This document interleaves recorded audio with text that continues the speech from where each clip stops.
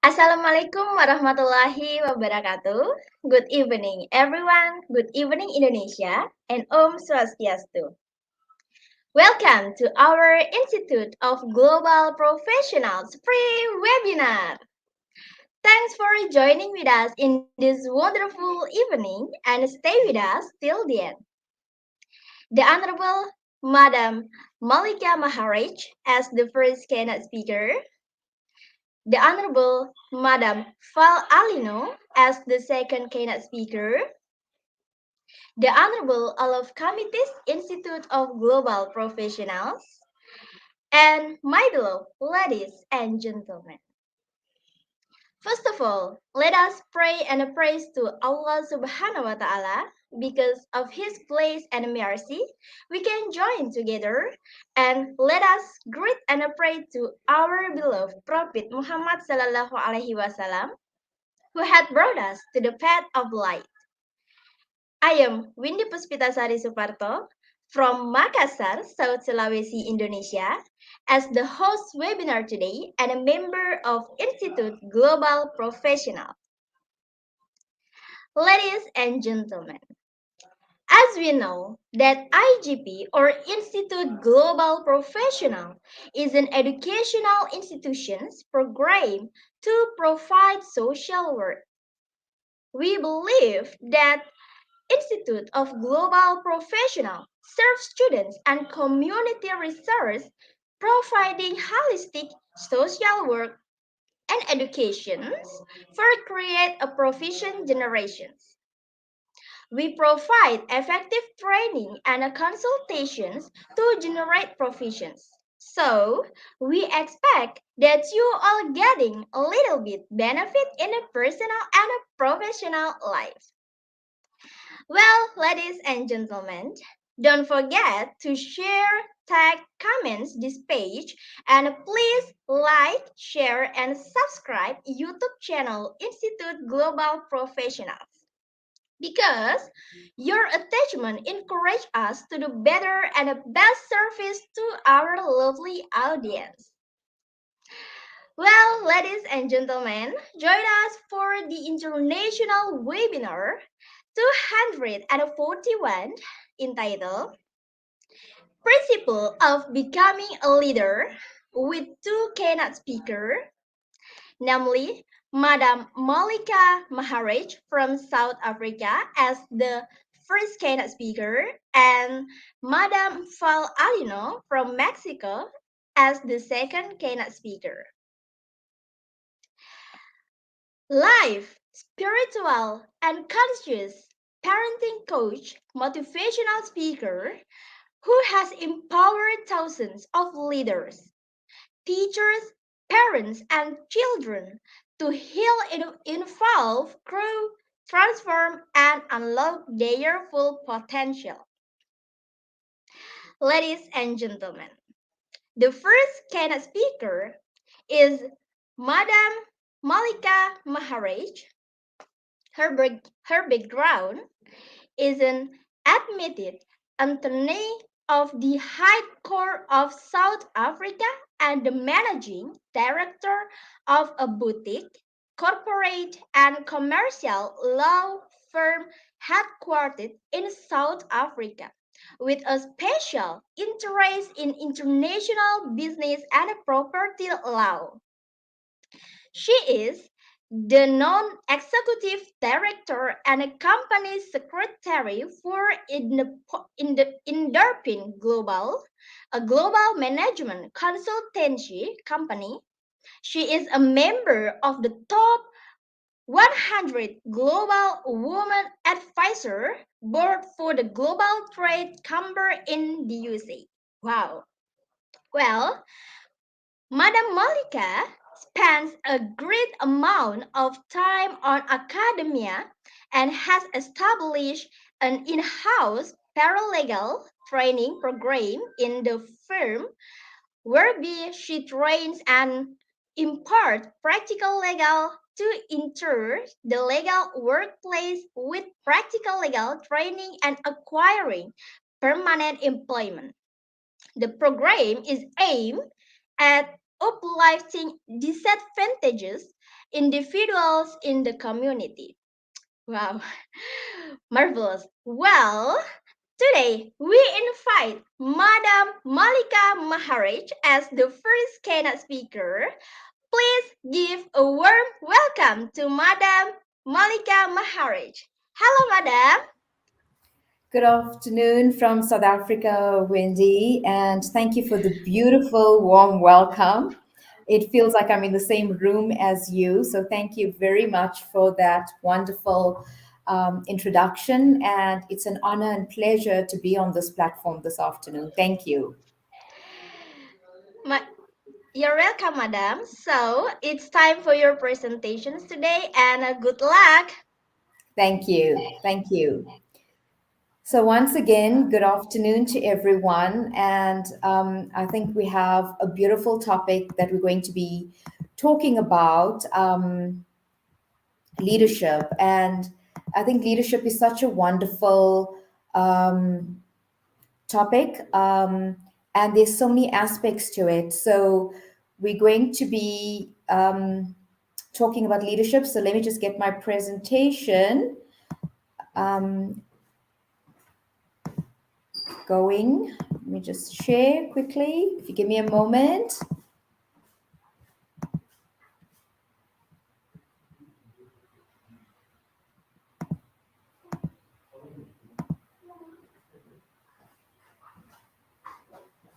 Hmm.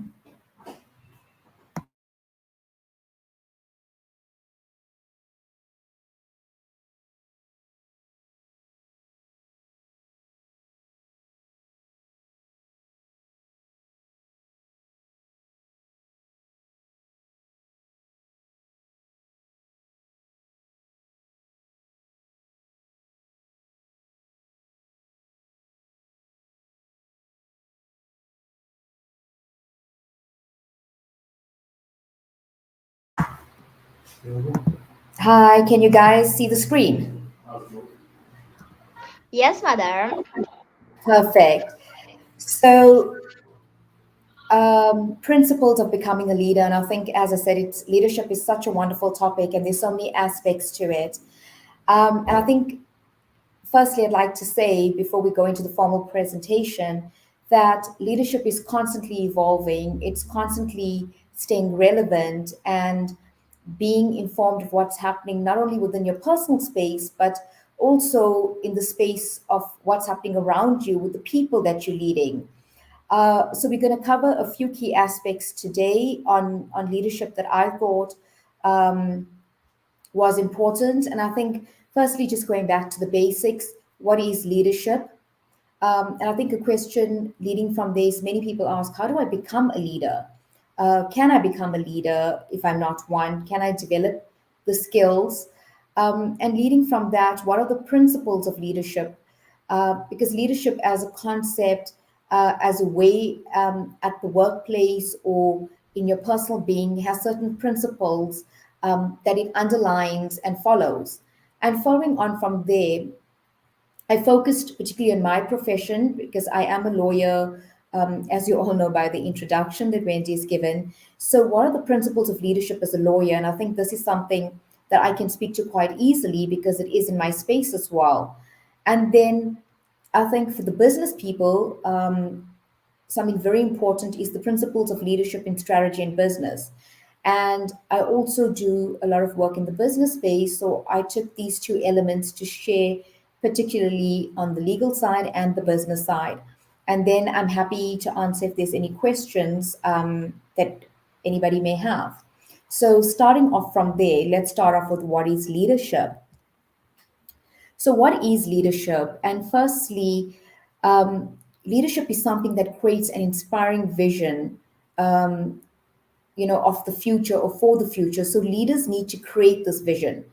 And it's very important that this is articulated in a very clear and transparent manner. So, what is the vision of our company or of the piece of work that we're doing? Where are we going? What is the future? And as a leader, it's very important to map this out for others so they know what journey are you embarking on. What do we wish to achieve? what are the goals, or the end result of what we're wanting to achieve. And I think it's very important that leaders have this vision, and most importantly, having the vision first for yourself. Because if you don't have a vision as a leader, it's impossible to share it with anyone else. Because again, what are we sharing? So having a clear, defined vision of the future in terms of where's this business going, where's this project going, or where are we taking the company? Um, and that's the first thing and the most important thing, the vision.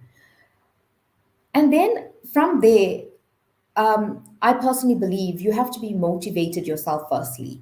So you have to be motivated, driven as a leader, because if you're not, it's impossible to motivate and inspire people to engage in that vision. So being motivated yourself, being grounded yourself, having that drive, having that aspiration is very important, because once you have that within yourself and you have that belief within yourself, it becomes very easy to articulate and share and inspire others. And then it's very easy for people to follow on and believe and buy into that vision, to want to go on that journey with you as a leader. So, inspiration and motivation is very, very important in leadership. And that makes up a key component of what leadership is about. A leader also manages delivery of that vision. So, what does that mean? Delivery. How do we get from point A to point B, and how are we executing or delivering on that? And that's also a very important definition of leadership in terms of how are we going on this journey? What does this journey look like? So it's almost like you're doing a road trip, and I want to get, so I'm in South Africa. I'm going to use my frame of reference here. So I'm in South Africa. I want to take a road trip from Johannesburg to Cape Town. I pull out the map, and how am I going to get there? Because my vision is to go on vacation to Cape Town. And am I on this road trip? Where am I going to stop? What are the things I'm going to do along the way? If I have a flat tire along this journey, am I equipped to deal with that? So, delivery in leadership is important. Planning and ensuring you execute and deliver to the end result, which is that vision again. And you'll see the word vision comes out very strongly in what leadership is about. And then the other part that's a key component is a leader coaches and builds a team. And this then ensures it's more effective at achieving that vision. So many people discount the importance of coaching and mentorship. And in my opinion, and over my years of experience, it's one of the most important things to have. It's simply put, in my world, if you want to be good at soccer, you get a good soccer coach and they coach you, and there you go off and you get those important lessons and how to kick the ball, the strategies relating to soccer, etc. Very similar with business or leadership as a component. Having a business coach is very important for yourself. Once you have that, it also becomes very easy for you to coach and build your team, to motivate them, to drive them, to be able to uplift the team when there are those moments where you feel down, or you just missed a target, or you just went a little bit off path from the vision that you had set, or the course on which you're on. So, coaching is very, very important. And I think finally, on what is leadership, I'd like to say leadership brings together the skills needed to do things. Simply, that's what leadership is. You bring together a few core skills, a few components, and you put it all together. And on that, you execute and you deliver on leadership. So, very simply put, it's bringing together the key skills that you need to have the vision, to motivate and inspire people, to ensure there's effective delivery, and then to coach and uplift and build a strong team on this journey. So many people often ask, how do I become a leader? Can I become a leader? Yes, anybody can be a leader. And that's my opinion. And many academics have spoken on this as well. So, what are some of the things that you need to be a leader? And touching from our first slide into this slide, you will see vision comes up as number one again. So a true leader needs to have understanding of the company's mission and believe in its core values. So whether it's your own business and you're an entrepreneur, vision is very important, or whether you work for a big giant corporate out there and you're leading a huge team, again, vision is very important, irrespective. So having that vision, understanding I have this vision, I'm on a mission to get somewhere. How am I going to get there? And what are the core values that are going to get me there? And that foundation is very important. It's almost like when you're building the foundation to a building, this is that foundation in leadership.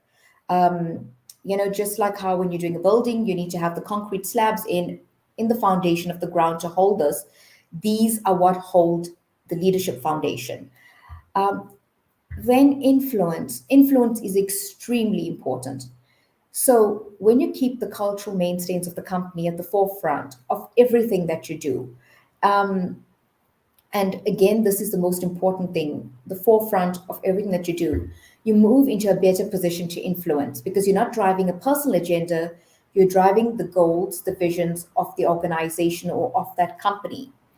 And this is often where leadership work begins, not in an executive office, but out of or in the blue pen or in the field of making connections and creating goodwill that is based on genuine interest of others. So again, you'll see genuine interest of others. So not self, not me, and not personal agenda, but others, the benefit of others, and the goodwill of the organization and others. So promoting the values, promoting the goals of the larger scheme of people and the organization. And that's where the 100% buy-in comes in. And that's when you, as a leader, truly start influencing because people identify that you are not driving your personal agenda, you're not driving your personal objectives, but rather those of the organization and the goals and benefits of the individuals in the organization. So, influence is very important when you do become a leader or want to become a leader or are in a position of leadership. Emotional intelligence is another very important one. And I'm sure many of us on this platform today have come across the word emotional intelligence or EQ. And simply put, this is the ability to understand other people's feelings and how we reciprocate to those feelings while also controlling our own emotions. And this also becomes quite difficult to do at times because as human beings, we are social beings. We are human beings with feelings, emotions. We interact with others and we pick up on their energy and things that they say or they how they behave or respond to their environment. And all of this impacts us as well. Um, so with emotional intelligence, it's very important to have a deep self-awareness, I believe, and to be always cognitive of your own self, of the way you respond, socially, what's happening around us, the empathy and humility aspect. And these are things that even if we don't have as a leader, because we're not generally born with all these great qualities or these great things, but these are things that can be developed, especially emotional intelligence. This is something we master as we go along in our positions, in our daily lives. This is something we build on. It's our building block. So we don't all always get it right. And sometimes we may respond to our social surroundings in an emotional manner. And I think the important part then is to come back and reflect and just better yourself the next time as to how you respond. Also, in emotional intelligence, I want to share with everybody today. In life, we don't have to own everything because some things given to us don't belong in our space, and hence we don't need to respond to everything. So you take them and you place them aside because it doesn't belong in my space, and I don't need to react to it. Reacting just adds stress, adds added baggage in my space, which I don't really need right now. So choose what you own. And I think that's very important because I think we all have emotions, as I said, and it's very easy to respond and maybe fall into that trap of responding emotionally. So own what you need to own, grow from what you need to grow, and what you don't need to own, put it aside. Leading on from emotional intelligence, the practice of self awareness. and these two are very closely related for me. So the best leaders are most self-aware, and they're always asking questions about their performance. They take feedback seriously and professionally. They talk to their managers or even colleagues and start applying the strengths that you have from day one. So basically, what is that? It's asking for feedback, which I always encourage you should do in any aspect of your life, because with feedback, we can only improve. Again, it's constructive feedback and not destructive feedback. You want the constructive feedback so you can grow as an individual. You can be self aware to your blind spots. Don't forget, we all have blind spots. Just like when you're driving a car, you need the assistance of a side mirror or a review mirror to help you with the blind spots. Just like that, feedback, constructive feedback gives us that. Also, engaging and proactively asking for feedback is very important. And that creates or makes us more self aware of what we're doing, how we're responding, and how we're engaging others. So never discount the self awareness aspect and continuously work on it, because truly it's not a once off aspect. It's something that we work on every day of our lives, just like emotional intelligence. We master it every day, bit by bit, to get better at it. The other important aspect is to adopt a growth mindset. And I really love this one, because you'll see the EQ, the self awareness, and the growth mindset all fit in like building blocks here. It's how you view criticism and setbacks. And really, it's not the end of the road and it's not the end of your world. But it's important for you to see it as a way to improve yourself and improve the situation that you find yourself in. We're constantly honing our skills and developing new ones. So we're constantly evaluating our skills, working on the good skills that we have, and we build and develop new skills on. And this is what we call a growth mindset. And this should be very high on the list of how to be a leader at work or be a good leader when you're leading others in an organization. So the growth mindset is very, very important. Grow from everything around you, because in everything, good and bad in our lives, there is growth in it. There is never no growth.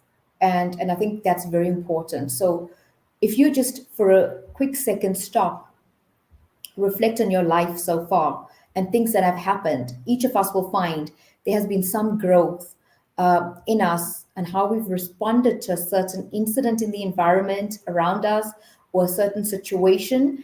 And if we just reflect 5 years back, even or even 2 years back, pre COVID, post COVID, how we have become and what our mindset is now and how we respond to the environment around us, you'll definitely see a notable change. So the growth mindset is very important. This is also another favorite of mine. And I think just because it resonates truly with who I am as a person, is supporting others and helping others. So a true leader is a great facilitator, always. You encourage others to speak up. You publicly recognize other people for a great job done. You look for greatness in your colleagues, and you're also pleased to listen to what others have to say and what they bring to the team and what they have to offer within the team. If you disagree with them, you discuss in a constructive way. And we touched on this keyword constructive a little earlier. You build trust and rapport at the workplace. And I think this is so important. With COVID, if anything, as well, the world has brought us all so much closer as human beings, so much more sympathy and empathy to others. Zoom and these electronic platforms have taught us to really listen to other people, give everybody their airtime. And if you have something to say, you just do it with a little bit of compassion and love and humanity. And a true leader really does that. A true leader does not break people down. They don't insult people in front of other people, mock them, tease them, or make fun of them. You have many ways as a leader to build people and give feedback. At this point, on giving feedback, building a rapport, some can be done on a public platform, and I believe some has to be done offline where it's a one-on-one engagement. And as a leader, you need to decide the people that you're leading, because you know them best, right? And we spoke about that a little earlier, knowing the people. And once you know those people that you're leading, You will know some discussions are meant on a public platform, and some discussions really need, in order to respect that individual and respect what you're sharing, be done in a private platform. And that's something I think everybody just needs to be aware of. Not everything needs to be shared on a public platform, and not all feedback needs to be given on a public platform. So, what are the principles of leadership? And there are many principles on leadership. So, for me, I think the most important that I want to share today with everybody watching and listening are the top 10 that resonates with me. So, firstly, I say believe in the power of every individual. Every individual has something unique in them to offer. Every human being, I believe, that's put on this earth is born with purpose and is born with a skill and a passion. And as a leader, it's important for you to believe in the power of what this individual in your team has, because every person in your team is unique. Every person has this unique skill and has this unique ability. And you need to start off by believing in them.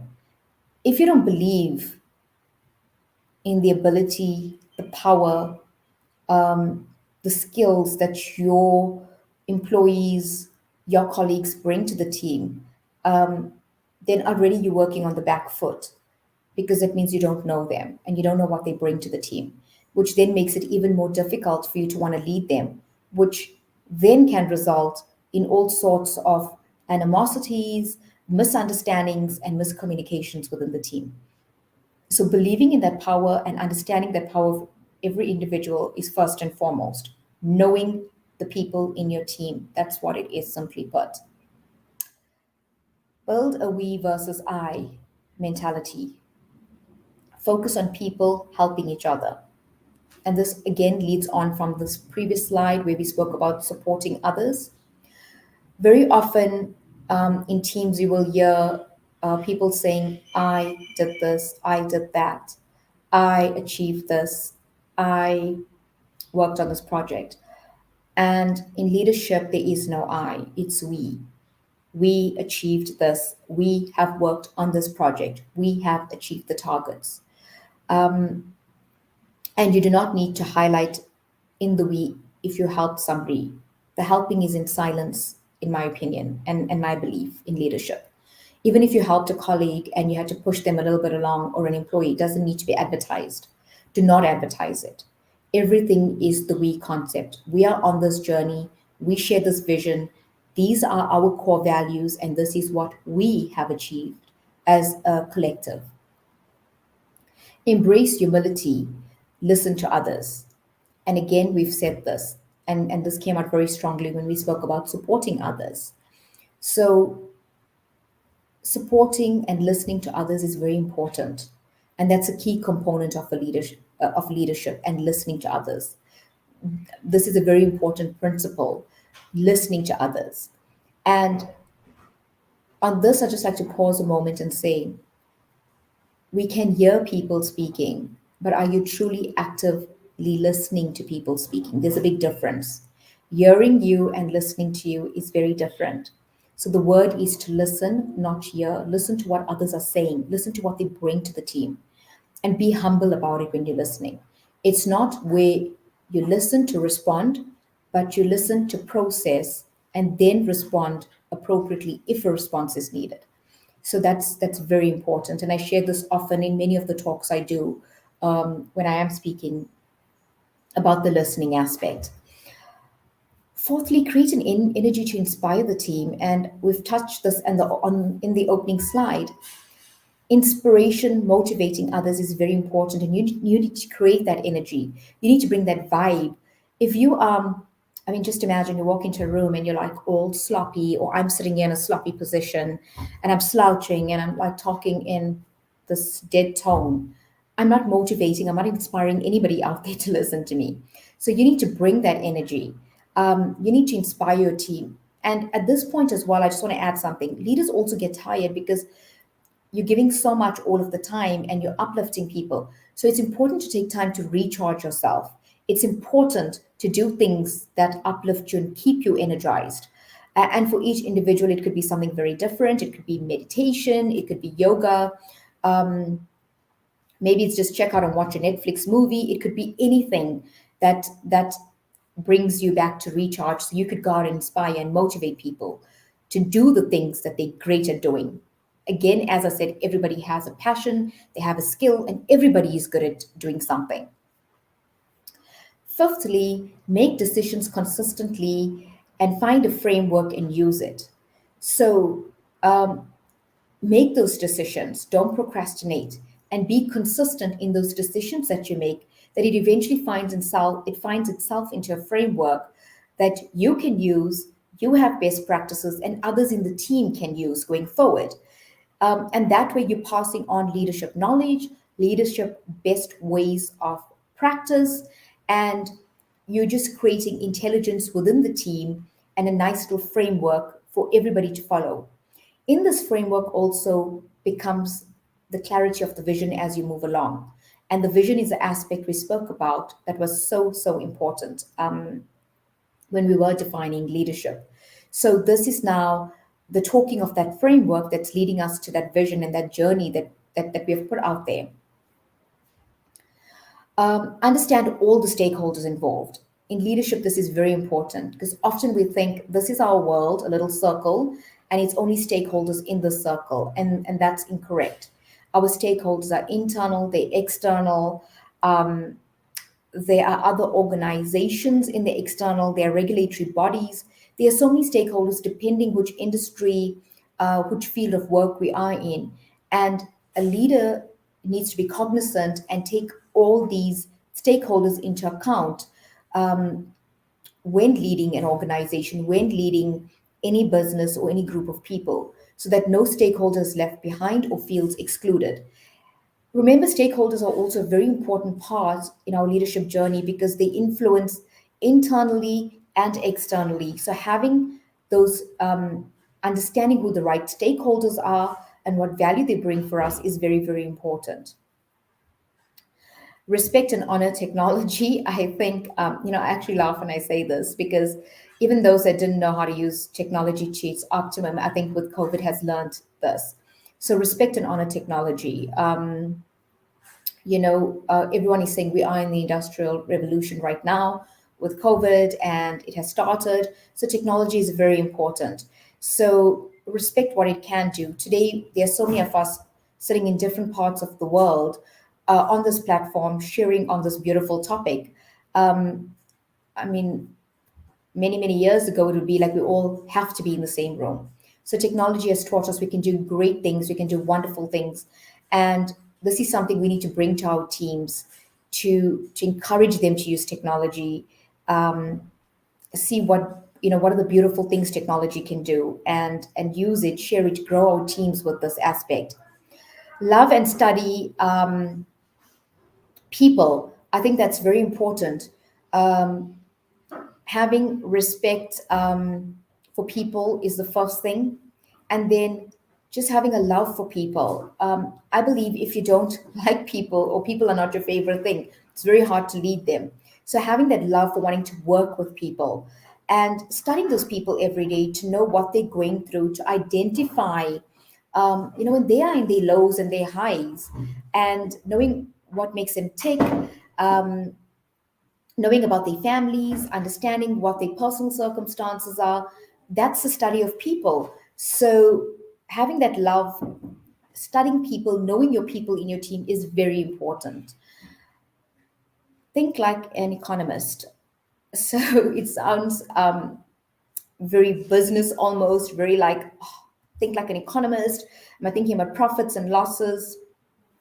No, I see it in a bit of a different way with leadership. So it's not the typical, yes, we are driving profit in an organization or in any company because if we have the profits and the losses, it impacts us and where we are. But also for me, it's a bit different when I think like an economist. What you put in is what you get out, and this is the people aspect for me.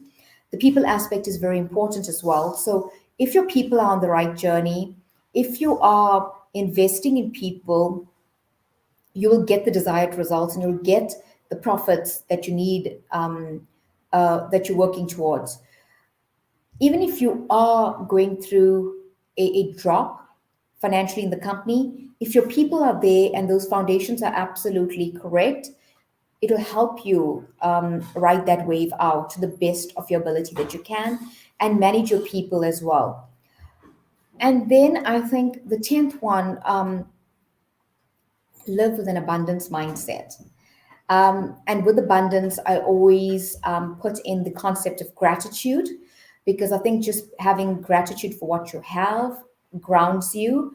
And that abundance mindset where, I can achieve, I can do this.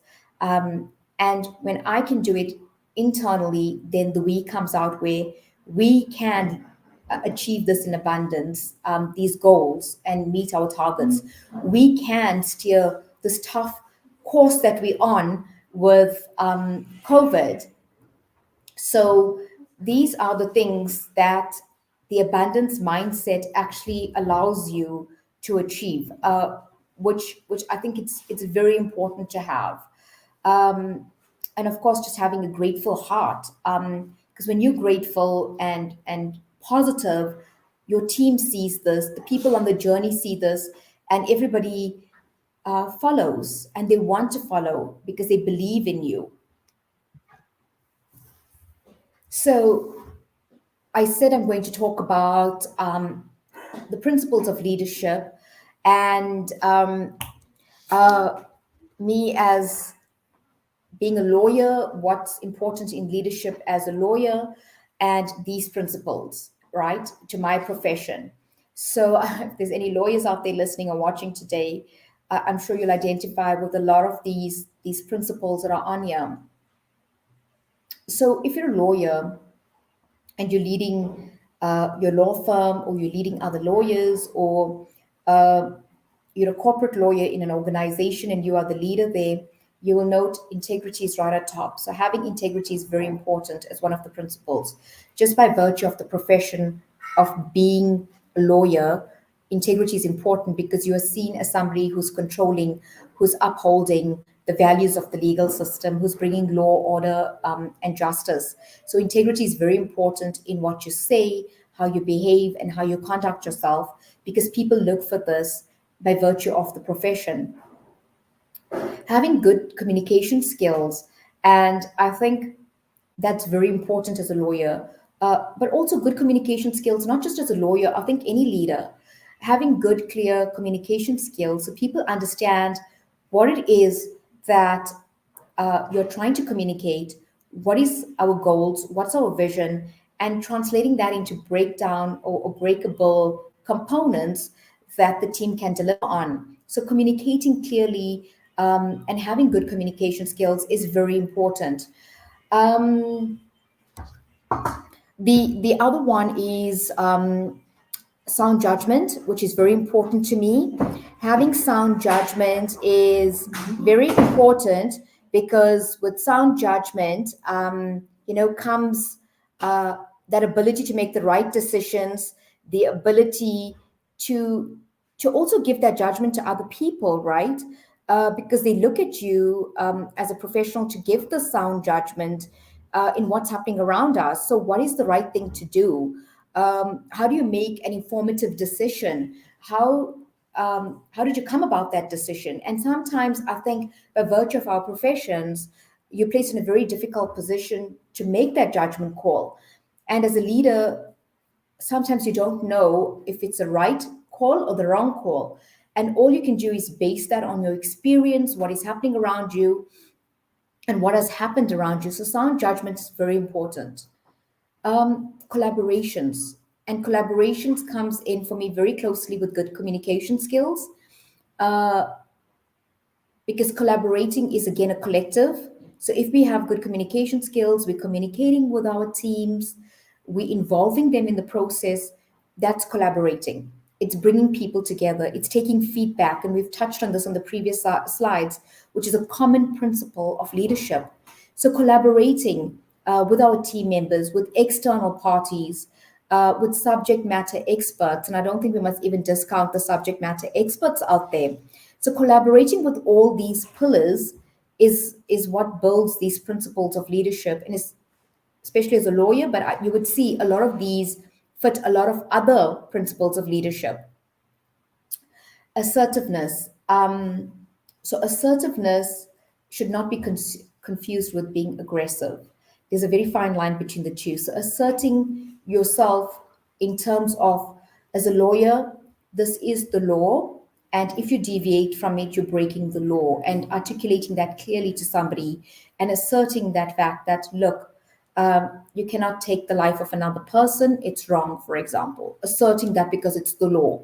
So asserting yourself without being aggressive and fighting the point across. There's no need for that. As a leader, you just need to keep to the facts and assert the points by putting them clearly, in an articulate manner across. Again, communicating well, and having that collaborative approach elements in there when you're asserting yourself.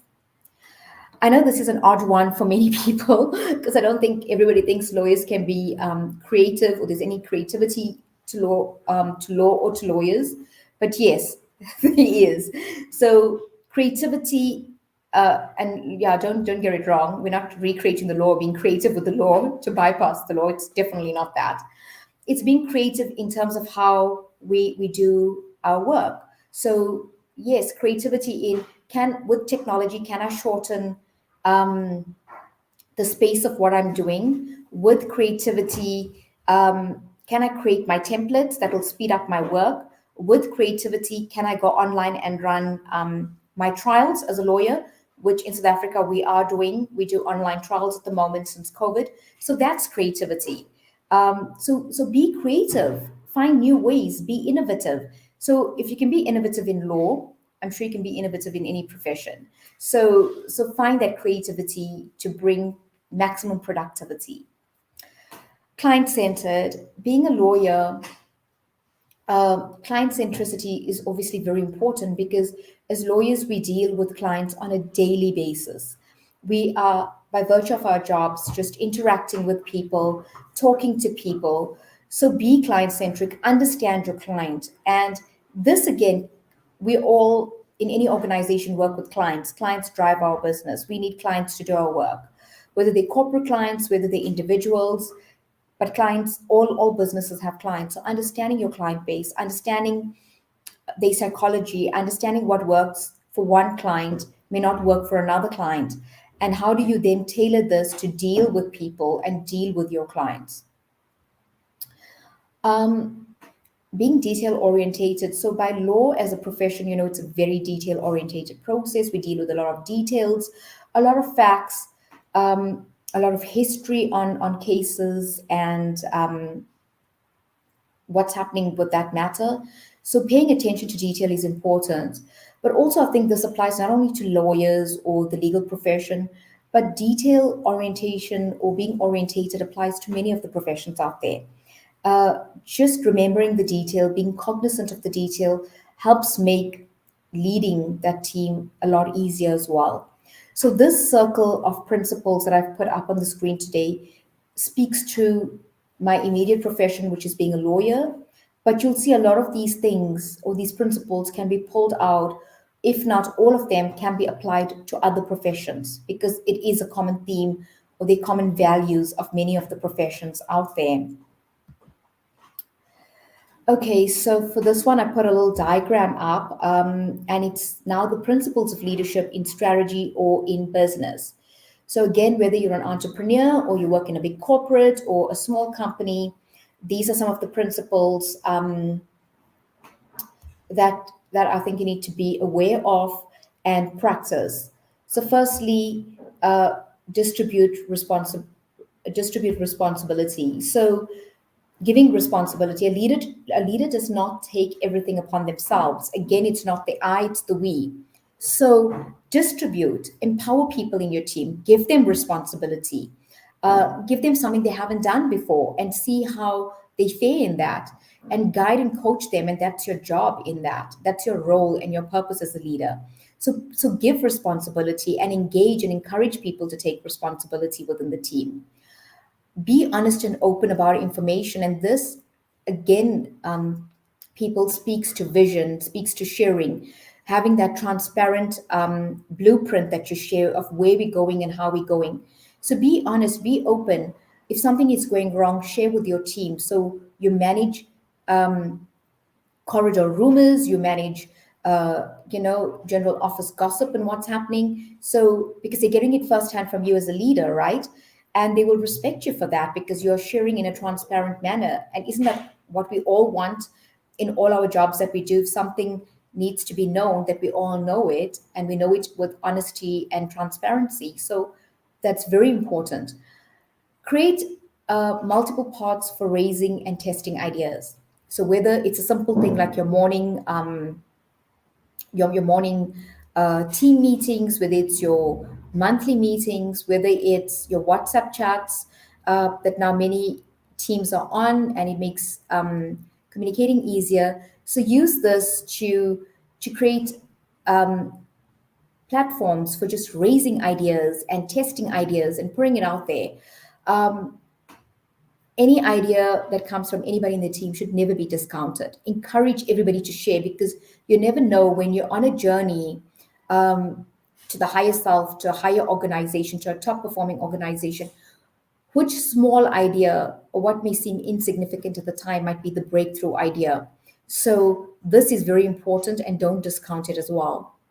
Make it a safe to fail. So, what does this mean? It's okay if it goes wrong. It's okay if things don't work out because this team is going to hold you and this team is going to support you. We are your safety net. That's what we are saying with this. You are safe here. Provide access to other strategists out there. So encourage your team, motivate your team to engage other people, other experts. And I think I even said the term SME, subject matter experts, earlier. So encourage them to go because when you engage these people and talk to these other people, there are other ideas that are coming through. Other information sharing happens and best practices, failed ideas. So you know what to take and what not to take, what works, what doesn't work. So you don't have to repeat mistakes as well. So having this is very important.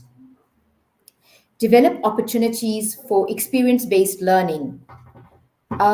Experience-based learning. So what it sounds like, what is experience-based learning? Exactly touching back on number 5, and I just said it. What has worked, what has failed. I take already from the experts what has worked, so I don't need to repeat those mistakes. So it's opportunities for experience-based learning and taking the best that I can, and I don't need to repeat what has already been tried and tested and we know does not work, right? Hire for transformation. And transformation is a very broad word. So, hire for transformation means hire diverse teams, transform your team. So, it's not all leaders should not appoint people that are like them. You should appoint people that are not like you, that think differently, that challenge you, because in that comes your leadership growth as well. So, a transformed team, diverse, culturally, religiously, racially transformed team, because everybody brings something different and unique to that team. Bring your whole self to work, and this is what I call being present, right? Having presence, being present in the moment. And when you come to work or you there, be present. Listen to everyone, engage everyone, and remember you're on a journey, so you can't be disengaged. So be present, be aware, be self-aware, be aware of others at the workplace. Find time to reflect, and this is very important, and I also touched on it earlier. So when you're working on the self, whether it's to meditate, whether you do yoga or watch a movie, you need to have some time where you check out and you reflect as a person. And in that reflection comes your growth again. And we spoke about the growth mindset. And all of these are like, again, building blocks and interconnected. So finding time to reflect is very important. And I think we should at least, at the most, try at the minimum at least once a day, I believe. Even it's at that moment when you put your head on the pillow at night and you lay down to go to bed, even if you take 5 minutes to reflect then on the day and what has happened and what can be done, that can be done better, or even just giving yourself a tap on the back to say, I've done well today under the circumstances. It's not always about beating yourself up or saying, I always need to do better. There are times when you have done good, and it's important to acknowledge that in self reflection as well. And then lastly, recognize leadership development as an ongoing practice. And I think I said this in the opening already as well. Leadership is working on it every day of your life, because what you were a year ago and what you are now is not the same person, because there has been growth. We've encountered different people, we have different situations in our life, and all of this shapes, molds, and changes us. So leadership is an ongoing thing in any profession that you're in any organization that you're in. The moment you stop growing as a person. So leadership is about constant growth. And I think my final words this afternoon, that I want to leave everyone that's watching and listening: leaders help themselves and others to do the right things, right? So I'm going to repeat that so we can like really take it in. Leaders help themselves, so you have to help yourself first, and others to do the right things. So if you don't work on the self, you can't help others. You can't do any better for others. So everything starts internally, and then we take it out, lead, and grow and develop other people. They set direction, vision, the same word, but you build an inspiring vision and create something new, right? Direction, vision, creating, building on the journey. Leadership is about mapping out where you need to go to win as a team or an organization, and it is dynamic, exciting, and inspiring. So, what do we have to do to win as a collective? You will not see the word I in here. It's all about us on this journey together and the success that we're going to achieve together. And that's what true leaders are all about. It's never about just me, it's about us as a collective. And it's an exciting journey to be on. It's the most wonderful journey to lead others, to motivate others, to play a part in molding others and building other leaders. So never discount that role that you play uh, in leadership. It is the most wonderful role you can play in terms of giving back to others. And that's what I would like to leave everyone with this afternoon. So if there's any questions, I think we can take them now. Thank you.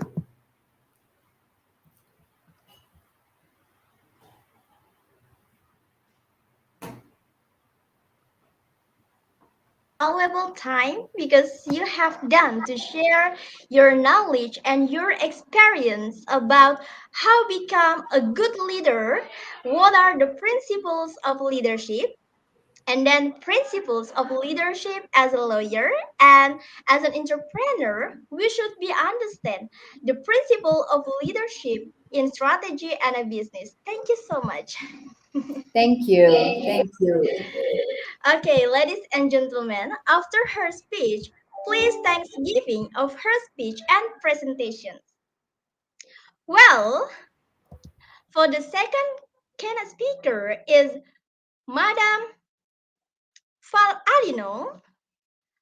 Her background, she uses her experience and connections to source to guide others through breakthroughs, teaching them how they can also grow spiritually by connecting with their true self and manifesting into existence all that they want to bring into their life. As an international keynote speaker and expert in conscious parenting methods, Fall has been to inspire and transform the relationship of adults with children in many parts of the world. Well, Fall Alino is certified by Dr. Shevely as a conscious parenting coach and is an NLP practitioner certified by Richard Bandler, is father of neuro linguistic programming. Wow. And then she also holds two Montessori certifications in Italy and USA. certified by the Association Montessori International. Fall is a passion leader in education. She led her own Montessori school in Atlanta and was recruited as an international consultant with higher German education. She is also sought after as a speaker at corporations and organizations who want to become more conscious leaders through leadership development program. She offers them as well. And then she has participated in congress, congresses and coaching forums in Dubai, Singapore, USA, Peru, Mexico, Africa, and Europe, and has been a speaker and MC of World Speech Day for more than 103 countries around the world. She has taught conferences to more than 15 universities in the USA and Latin America. So amazing. Well, ladies and gentlemen, we invite Madame Val Alino. Let's start our program with IGP's Fit Your Skill. Hello, Madame.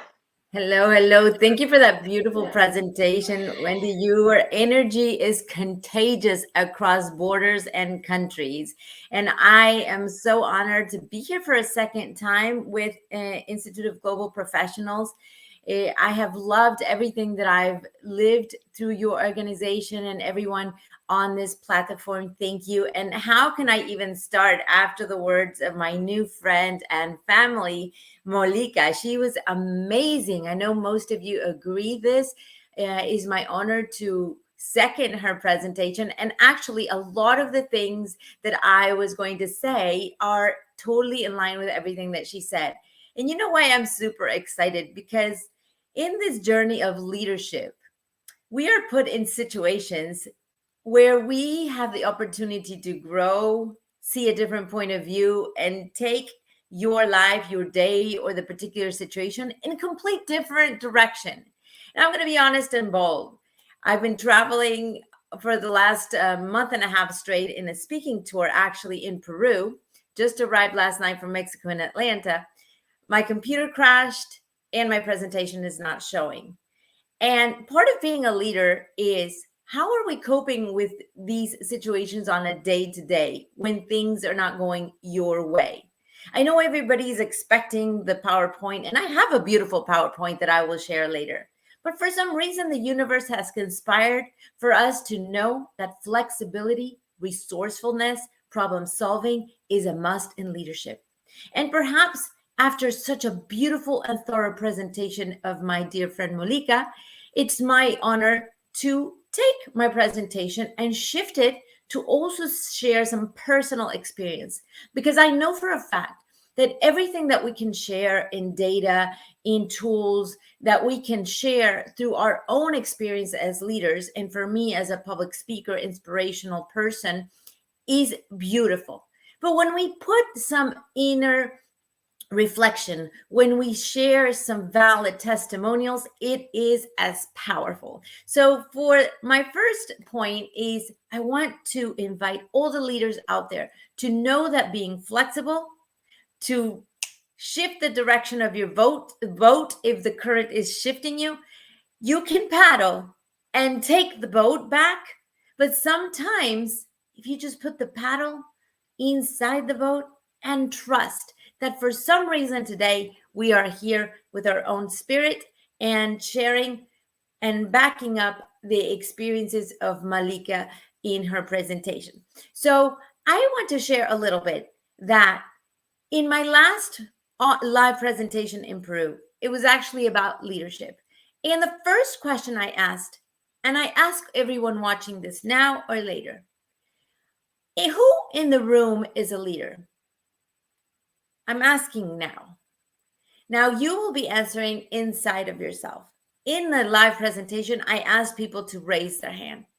And it was quite interesting that I only got in a room of about 60 people. I got about 10 people that raised their hand. And I go back to what Molika said. We are all leaders. We are born with these leadership skills.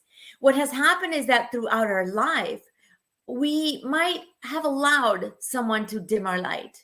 We have allowed past trauma to perhaps own a truth that is not true, that for whatever reason, we are not that leader. But once I rephrased the question, once I asked, well, are you a member of a family, of a tribe? Do you have a job? Do you have any position where you can share your love and light, your talent, your smile? Now I want you to take all that in, and I ask the question again, who in this room is a leader? And you will not believe how the classroom, how the place where I was teaching, they pretty much 90% of people raised their hand. So first, another aspect of being a leader is to be able to empower your people, everyone that comes your way, not just your work, not just your place where you serve or your family. How open are you being to becoming a leader, to becoming an inspiration, to becoming a light to a new person crossing your path? Just like today, out of all the speakers in the world, I know there's a deeper reason why Malika and I were the two people chosen for this presentation. And I have no doubt that if the world, if the universe conspired for us to be sharing the screen in this particular time, despite that she's in South Africa and I was in Mexico yesterday, the day before in Peru, and today in Atlanta, Georgia, that there is some magic around it.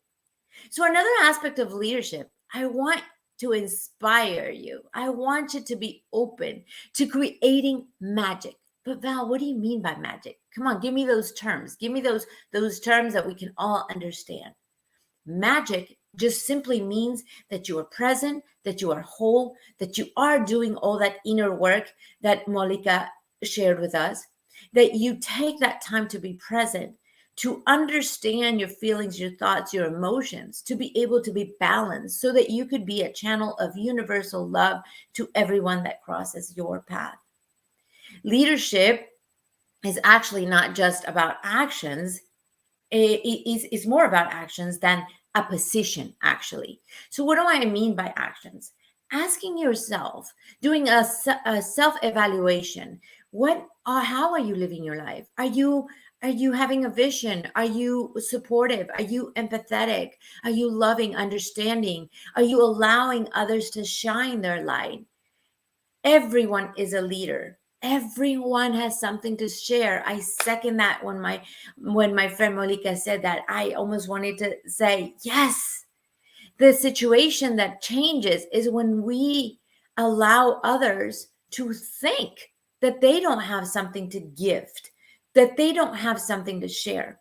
Because when you are a true leader and you are with yourself in knowing who really is inside of you, your intuition and your spirit blossoms.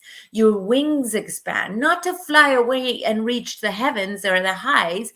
It expands to hold, embrace, and lift others up. How are you using your wings? Are your wings even functional right now?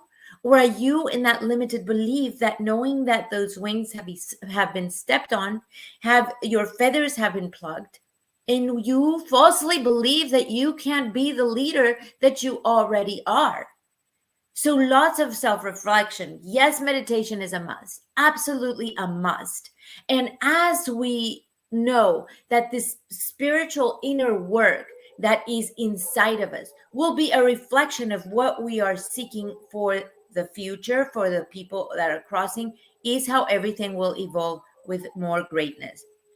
So leaders become great, not because of their power, but because of their ability to empower others. And look at that. See, when we flow, then the presentation just comes. I had no expectation. I'm ready to serve because as a leader and as a person that works on herself every single day, I know that if it's meant to be, it'll come up. And if not, it is for us to connect in a more intimate, more intimate level. So if the presentation is there, amazing. And yeah, thank you. I guess that is Molika. You can switch that slide, my love, please. Thank you so much. And this is the presentation, the slide that I was just talking about. We can go to the next one, please. So to lead is to serve. To lead is to leave a legacy from your heart in the hands of others. Leadership is about love, is about using your heart as a vessel, as a compass for others to follow. Now, the beautiful thing about it is that when you're working from your core, from your heart, you don't need to sell it. It just comes naturally. Just like this energy of Wendy is so infectious and is so loving and is able to cross borders, you watching this video, you watching this replay, will be able to know the power of your heart. Thank you. We can go to the next slide, please. So I love this quote that it actually in a meditation it came about. You cannot keep your wisdom. This is a disservice. The world always, always, always needs your light to be passed on. And if by any chance you think that there isn't a light inside of you, then we must do that inner work. Should you be able to do this just by going inwards and having some quiet time? Amazing.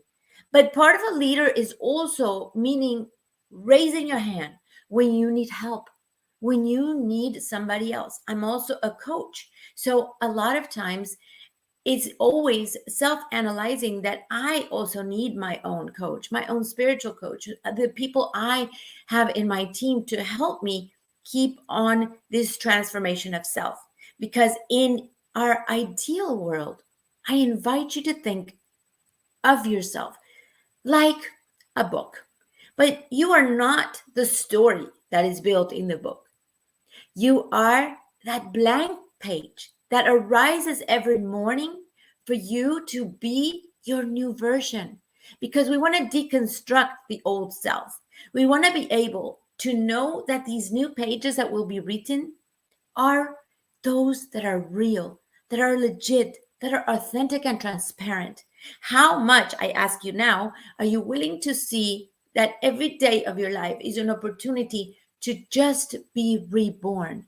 Yes, amazing the knowledge that is passed on and what we learn from teaching, from studying, but deeper inside of you, what makes you a true beautiful leader is knowing that you are not even a leader. Because we are not the title, we are not the person, we are not the name, we are not the tribe that we belong, the religious, we are not the nothing.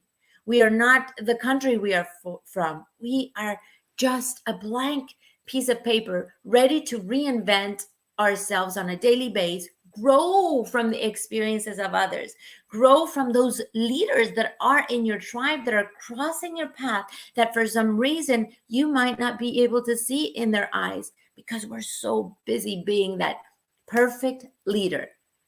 So I want us to deconstruct that. The highest form of leadership is one in which a leader rises up other leaders, not by accident, but as a result of a conscious effort. What are you doing to rise yourself and rise the people around you? Thank you. Can we switch this presentation, please, this slide? Now, I hope that you heard at the beginning of the presentation in my introduction, Montessori, it has a huge backbone for me. Over 30 years of doing Montessori work. But Val, what is Montessori work? This is a leadership conference. It is a method of education. It is more than a method of education, it's a way of living. I absolutely loved it. And now as a keynote international speaker, I go around sharing these principles to as many people as I can. It's not just as a guide, because we call ourselves guides, not teacher. Because as a guide, as a leader that you are, we must be guides to just share the light. Maybe put some stepping stones for our tribe, for our company, for our people to step on, but not you telling them which direction those stepstones should go. So these are some of the principles of Maria Montessori that she applied to the classrooms, and now I bring to companies and leaders as I teach around the country, around the world, with these principles of Montessori applied to conscious leadership.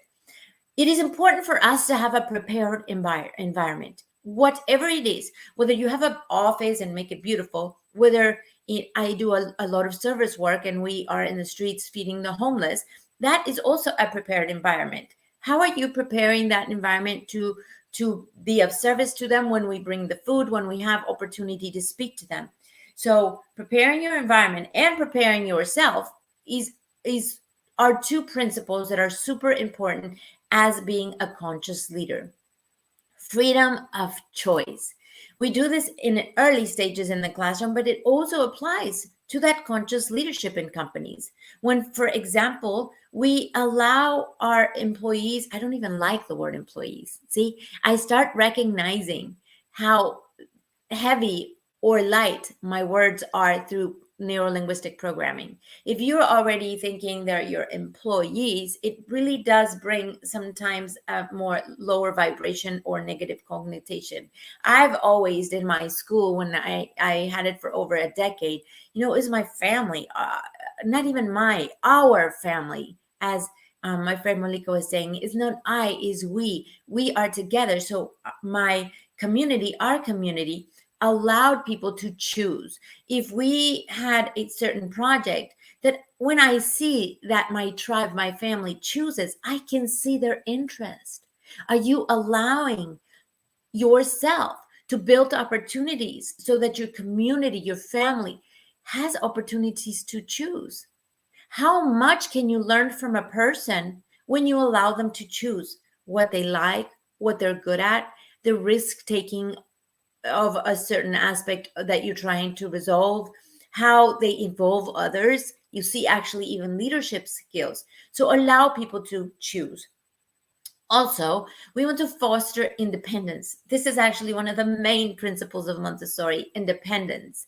And I ask you now, how much of a leader are you that allows your tribe, your family, to be independent, to problem solve? Are you more of a controller leader, or are you connecting with your family, with your tribe, and allowing them to perhaps do something in a different way? I cannot tell you that as a Montessorian, I learned how to move around the classroom and teach the different lessons. But so many times I learned even from the children themselves. After being taught, teaching the same lesson over and over, I saw different ways of teaching it. I saw different ways that they came to the resolution and the conclusion of the presentation. How open are you to know that you are not all the wisdom, that you are a leader because of the people around you? And I'm going to stop for a second and ask you, what kind of people do you have around you? Because you bring about who you are. Are you loving your tribe and your family? Are you?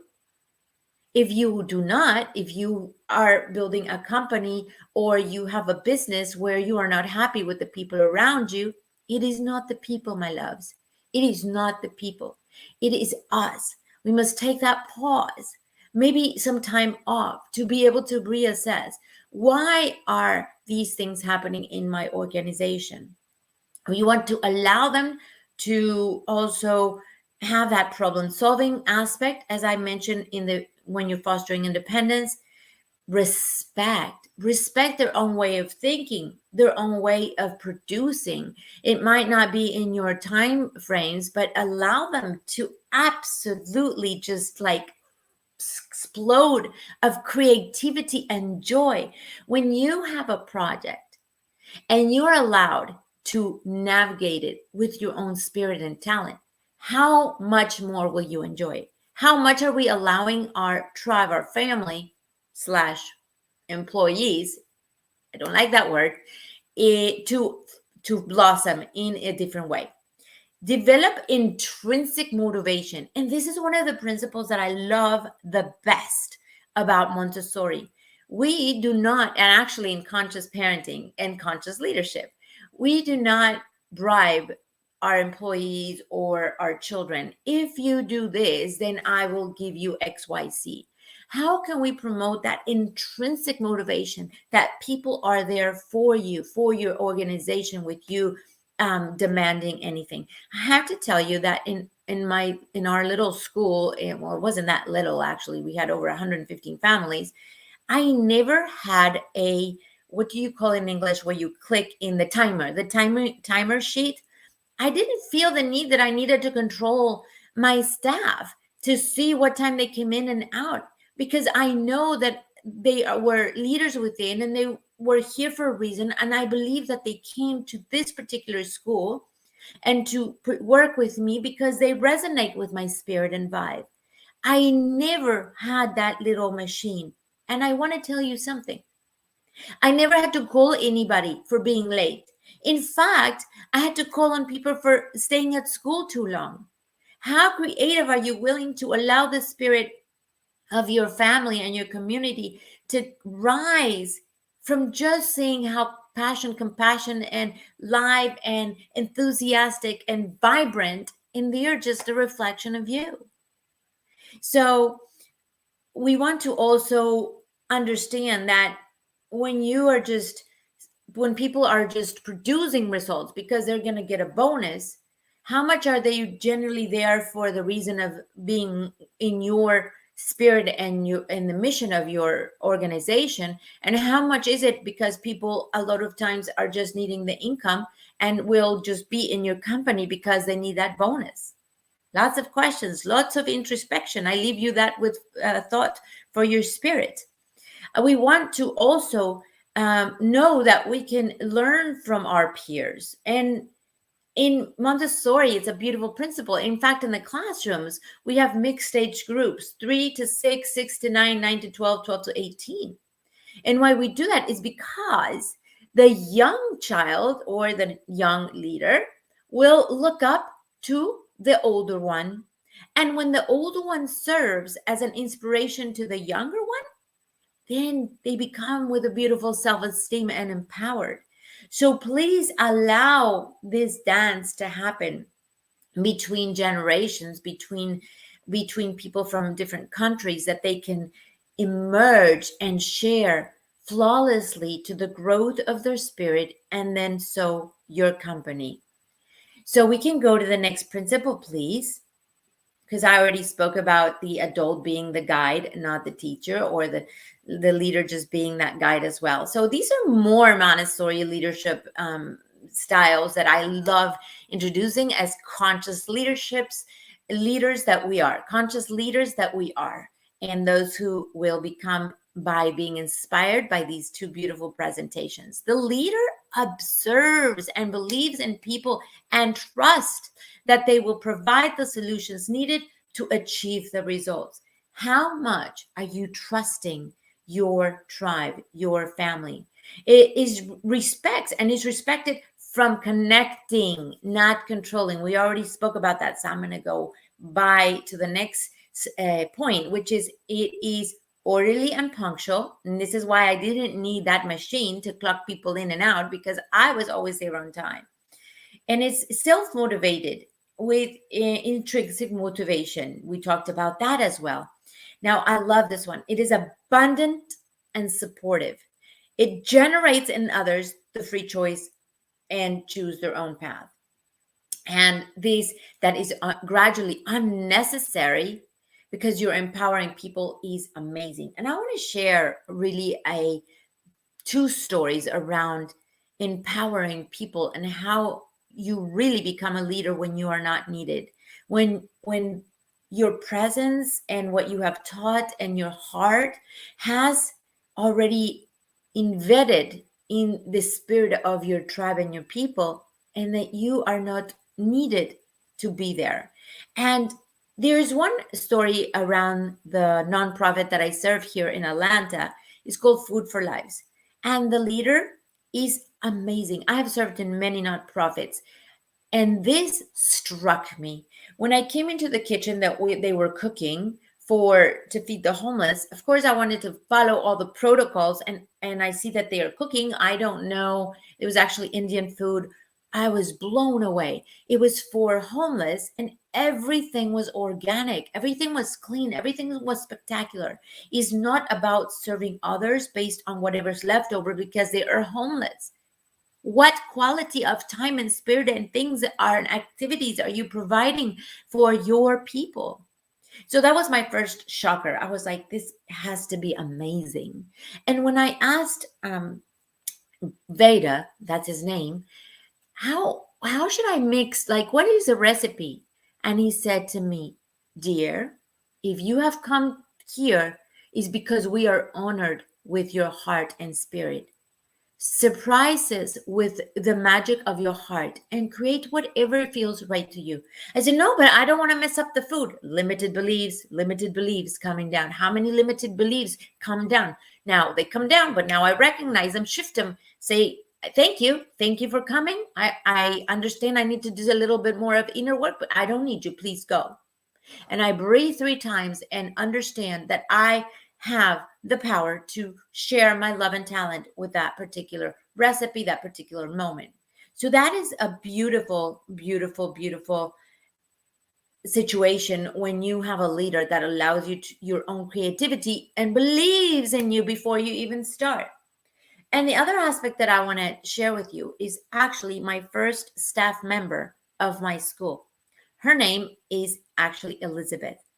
And before I even had the school, I knew I wanted to run a school and be a teacher since I was 5. And when she came to Atlanta, and I was living at the time more based here in Atlanta, she was actually a cleaner. And I met her at my friend's house cleaning.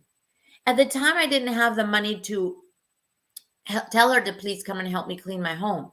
But I saw her skills. Part of being this Montessori leader, and it's on this screen as well, is being observant. Are you observing the different skills and traits and the possibilities, the endless possibilities that the people around you can bring into your organization? And I said, Elizabeth, look, I don't have nothing to offer you other than my friendship. And I am in awe of how you are moving around. How can I be of service to you to help you grow your cleaning company? Out of love. And long story short, I got her phone number. She didn't speak English at the time, nothing, Spanish only. And I said, allow me to be the vehicle of love between you and your customers to make sure you're taken care of and help you grow. Just out of courtesy of my heart. I said, but one day, I want to have you at least one day a week in my home to help me clean. And the day came. And I remember that day clearly and vividly. And she came in and I had breakfast set for her. And she said, no, I come to clean. I come to serve you. I said, no, please sit down.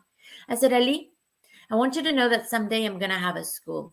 And you are going to be my first staff member, my first family, not my first employee, my first family, my first member of my family. And she was like in tears and we were just dreaming. Well, lo and behold, within 5 months, she was coming weekly now. I had another breakfast set up and I sat her down. I said, Ellie, I have a surprise for you. And I had a contract as I had owned my school and she became my first staff member. And she is an amazing human being that learned English, was there for me when I had to leave school, and became the biggest asset of my life in not only personally, but professionally. So I'll go on to the next slide, please. Okay, abundance leadership mindset. Basically, I want to just make this short and sweet. We want to be in the square that is bright, the blue, right? Which is think big and play big. Stay away from thinking small, play big, or think small, play small, or think big and play small. We want to think big, play big, manifest into existence, own it, believe it, and visualize it like it is already there. No doubt. Yes, please. Can we move on to the next one? All right. In what concepts are you focusing your thoughts and words? This is pure NLP. Is it scarcity, lack, poverty, needs, difficulties, or are you more in abundance and love and as a creative with creative thoughts. Now I want you to pay close attention to the next slide, because if I can do it, you can too. So please, let's go to the next slide. Okay, can you even imagine? Actually, the walking on fire just happened a couple of weeks ago. The quality of your thoughts determine your success. I mean, imagine that we're capable of going on walking on fire just by predetermining your subconscious. So part of this NLP is that you actually take away files that are no longer of service to you and bring in new data. So to do the exercise of the walking on the fire, the person who was guiding that exercise got us into a room and told us for about 20 minutes that we were going to walk on ice. You're going to walk on ice. You're able to do this. You are powerful. You are able to conquer everything that you want. There are no fears within you. Like, just NLP 100%, 20 minutes. I can tell you all that I didn't feel the heat of the fire. So this, I'm not suggesting, by the way, for you all to go and do this, okay? I want everybody to be safe, and you have to do this with a professional person. However, I do want to inspire you that you are capable of going after your dreams and bringing your tribe and being that light for those around you to become and do what they want to do in life. Now, on the first, where I'm in the orange sweater, I want to let you know that I have a double back surgery. So I do not, when I learned that I had to do this, again, that limited belief, Val, you're not going to be able to do that. But guess what? I had to do this to be able to graduate as a practitioner of NLP. And first, they programmed me to be like a thick, grounded, rooted tree, and told me this for so long, 20 minutes. I believe that. And I have no core strength. And look what I'm able to do. It's not a hypnosis. It is just NLP. And then I had to do the same. So imagine the endless possibilities that we can do as a leader and allow others to have by just really screening the quality of our thoughts that we have as in our daily life. Like, what are we thinking? Because the quality of our thoughts determine your success, and not only your success, they determine your own happiness. Please, to the next slide. So I'm not going to stay much in this. Is again just seeing if you're in scarcity and abundance. You can look at this chart on the internet by Michael Hyatt, and it's just a reevaluation of where you have your mindset and your spirit. Yes, please. Can we move on to the next one? Thank you for your help. So when an organization lives in abundance mindset, there's a high degree of workability throughout the organization to support their ability to deliver quality outcomes consistently and get results. So when an abundance doesn't mean like, oh my gosh, you're offering a good salary and the company's doing phenomenal. There's so much more in the term abundance, so much more. We want to make sure that we're abundant in our heart, in our spirit, that we are abundant in knowing that everything that is there we want to achieve is already there. The abundance of your mindset, the abundance of how you are staying in positive, your spirit as a whole, to just be in a high vibrational state, just like our friend here, Wendy, that she's always so lovely. Thank you. Can we please change the slide? Your success and abundance as leaders comes as a consequence of, I believe, these three things. The passion of your actions. Passion is key. If we cannot sell what we don't love, and you don't even have to sell it, because when you love, like, you can see my passion in speaking. Whenever I have the opportunity to serve and inspire, is my highest spirited being that is coming out. So whatever you choose to do as leaders, share with actions and passions.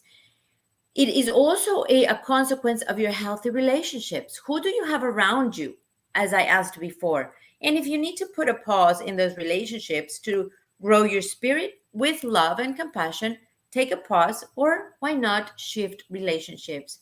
And the greatness of your spiritual leadership. All that has to do with creating and building your spirit is of most importance. So, how much are you? I love this little slide where the scissor is cutting. When you say, I can't do it, you cut the T and you say, I can do it, because you are able to conquer and achieve anything you want as leaders. And if you are in good spirits, your light will be passed on to others. That's actually my little mantra that I know I'm going to end with in this presentation. Please, love, can we switch the slide? So the agreements are everything. What kind of quality agreements are you having? Like, first and foremost, what is the agreement that you have with yourself? What kind of agreements? What kind of dialogues are you having with yourself to, wake up and meditate, to see the quality of your thoughts, to nurture your spirit and your body with good food, with good relationships? And then once you evaluate these quality of your agreements, you can do agreements with others. There's no way we can be doing these agreements with other people if we are not in line with ourselves. So that is just a sweet reminder. Please, can we shift? Great, to be in gratitude is a must. Always say thank you, but really deeply from your core. And of course, I put it here, gracias, in all the languages, because gratitude is the language of the leader. It is never like people used to laugh at me and say, Val, but you say thank you of the thank you. Thank you for saying thank you. It doesn't matter, but just be grateful in whatever way you can. Yes, please. Can we switch side? Empathy. We talked a little bit at the beginning, but this is one of the most powerful images that I love, and I tend to use a lot in my presentations. So sometimes when you're on the ground, you just need someone to come down with you and accompany you until you can get up. So part of being a leader doesn't mean lecturing. It doesn't mean like, okay, why did you get here late?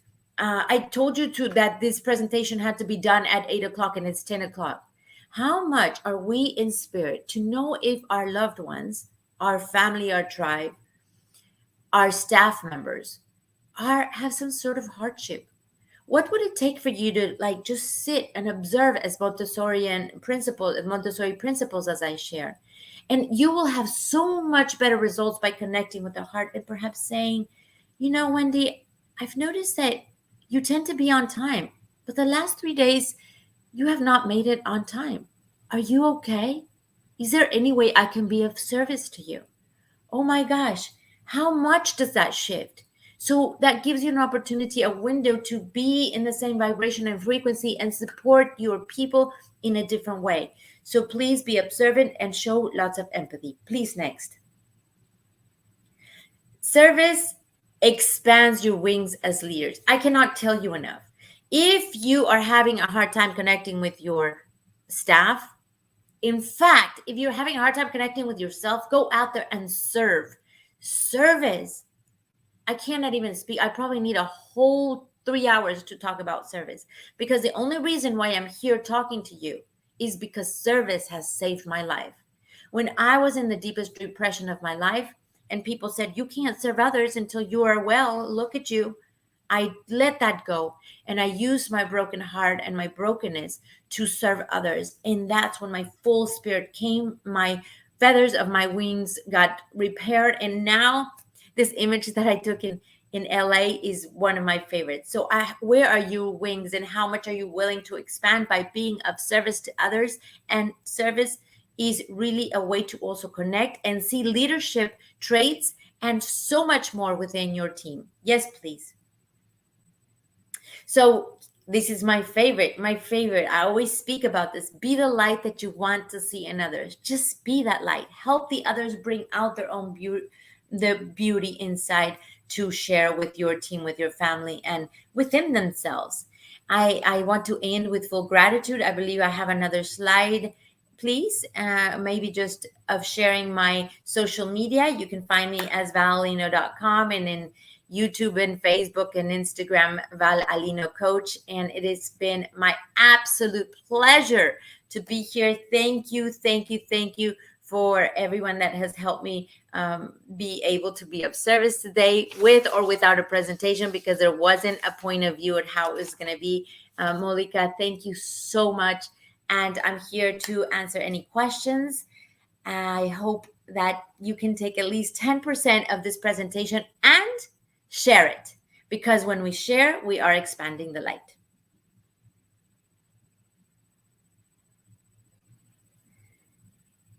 Okay, so hopefully I know with the transmission, Wendy's coming in like the magical person that she is any second, but I'm happy to, oh, there she is.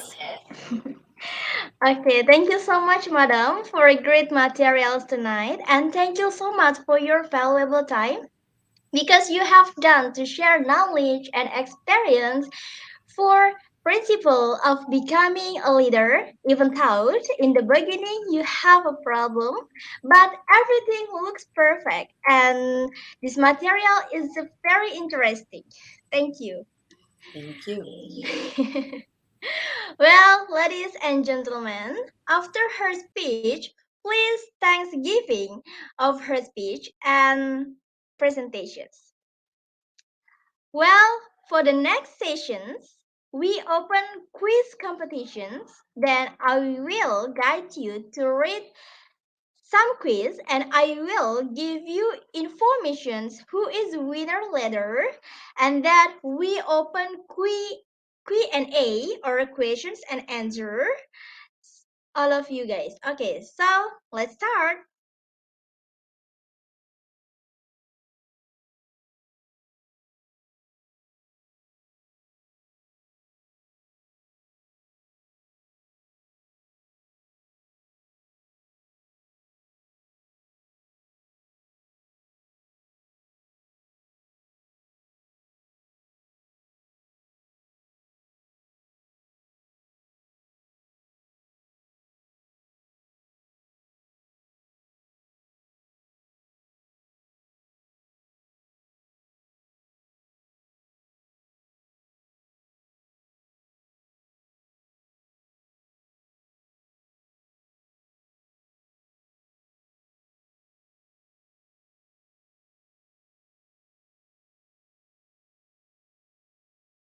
Okay, ladies and gentlemen,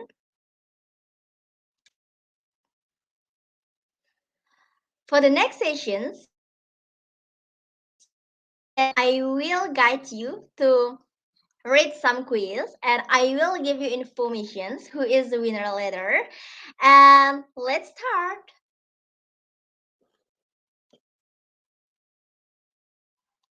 Okay, let's join at slido.com. The password IGP quiz.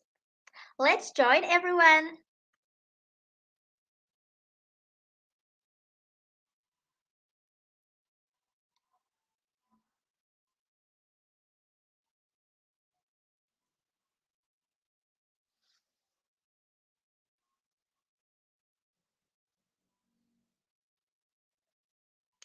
Okay, ladies and gentlemen, for the sessions, we open quiz competitions. Please join at slido.com. The password is IGP quiz. Let's join, guys.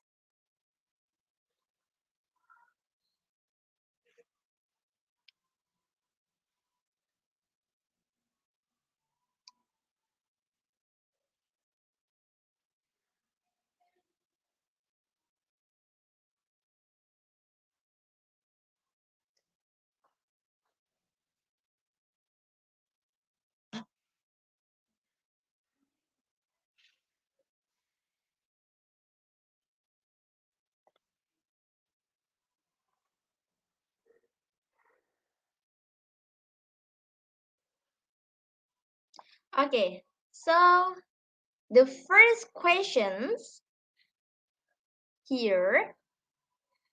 Behaviors of an effective leader include A. Obstructing the exchange of informations, or B. Developing oneself and others.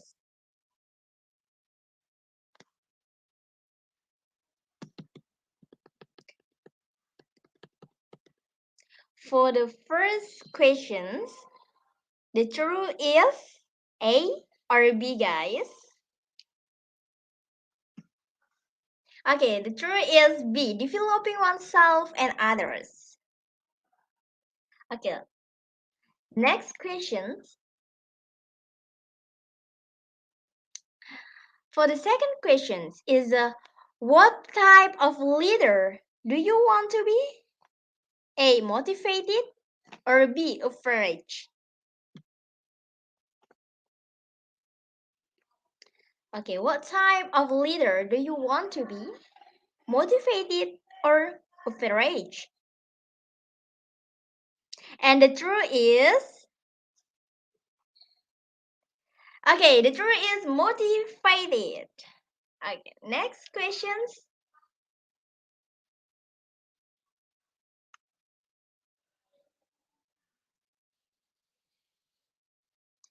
Okay, the third question is what does leadership mean?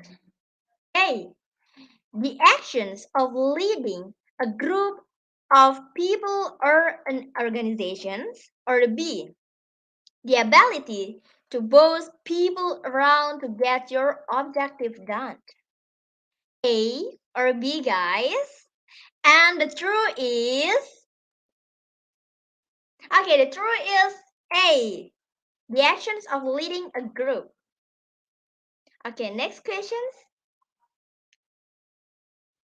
Okay, next questions here.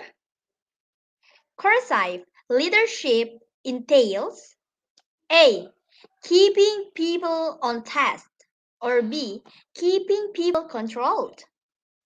A or B, guys? Let's join these quiz competitions. Okay, the truth is B, keeping people controlled.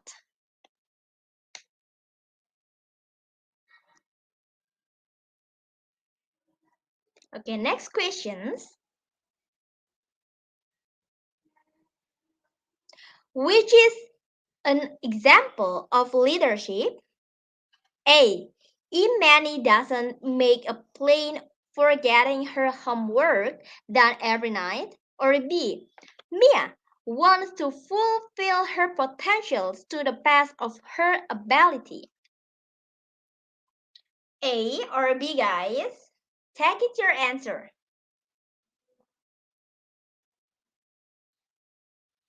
Okay, the truth is B.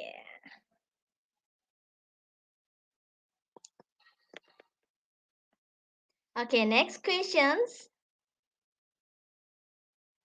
What does situational leadership depend on? A, the task of the assignment, or B, the situations at hand. A or B, guys? And the truth is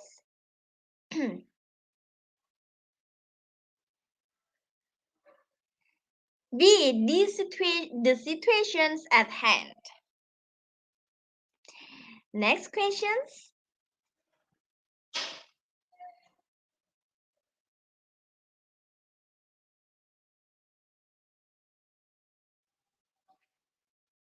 Okay, next question here. One aspect of servant leadership can be A, being kind to our loved ones, or B, helping to remove obstacles. A or B, guys? And the truth is, okay, the truth is B, helping to remove obstacles.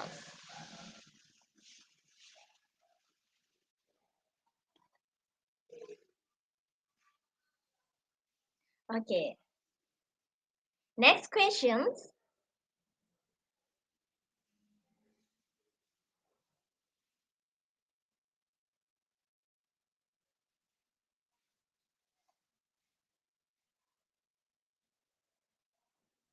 Okay, next questions.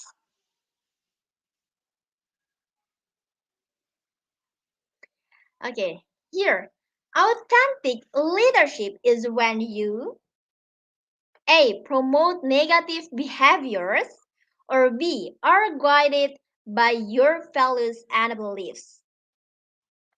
Take it your answer, guys.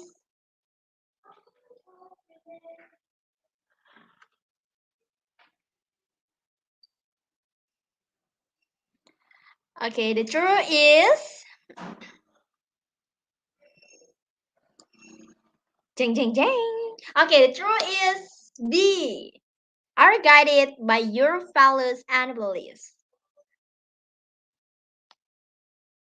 Next questions.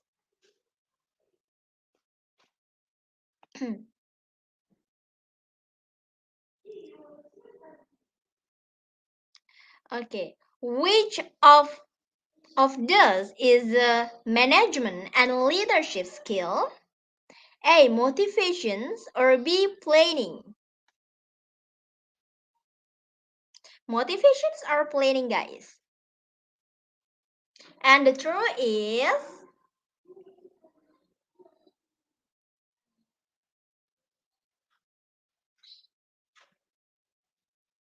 okay, the truth is motivations.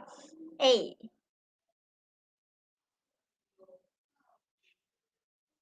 Okay, for the last questions,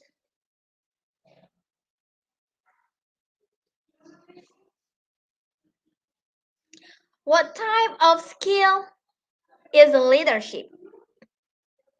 A. Observable or B. Demonstrable?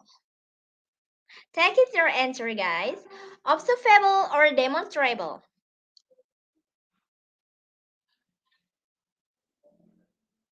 And who is the winner, everyone? Okay, the truth is demonstrable.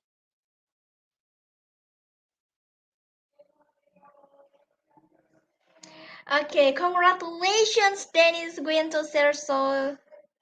Congratulations, Rosala, Neil, John, Maria, and Christina. Congratulations, all of you guys.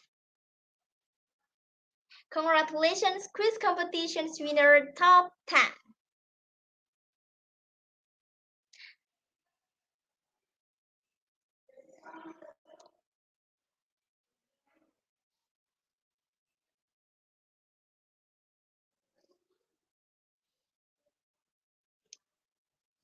Okay, ladies and gentlemen, for the information, participants are requested to ask their questions in a comment box. Please address speaker name after Q&A. We will share certifications process. You will receive class material tomorrow on our website. This program descriptions. Well, for the next sessions, we open Q&A or questions and answer. Please type your name, country, and your questions for the first question for the first speaker or the second speaker, and then the speaker will answer it. Let's start.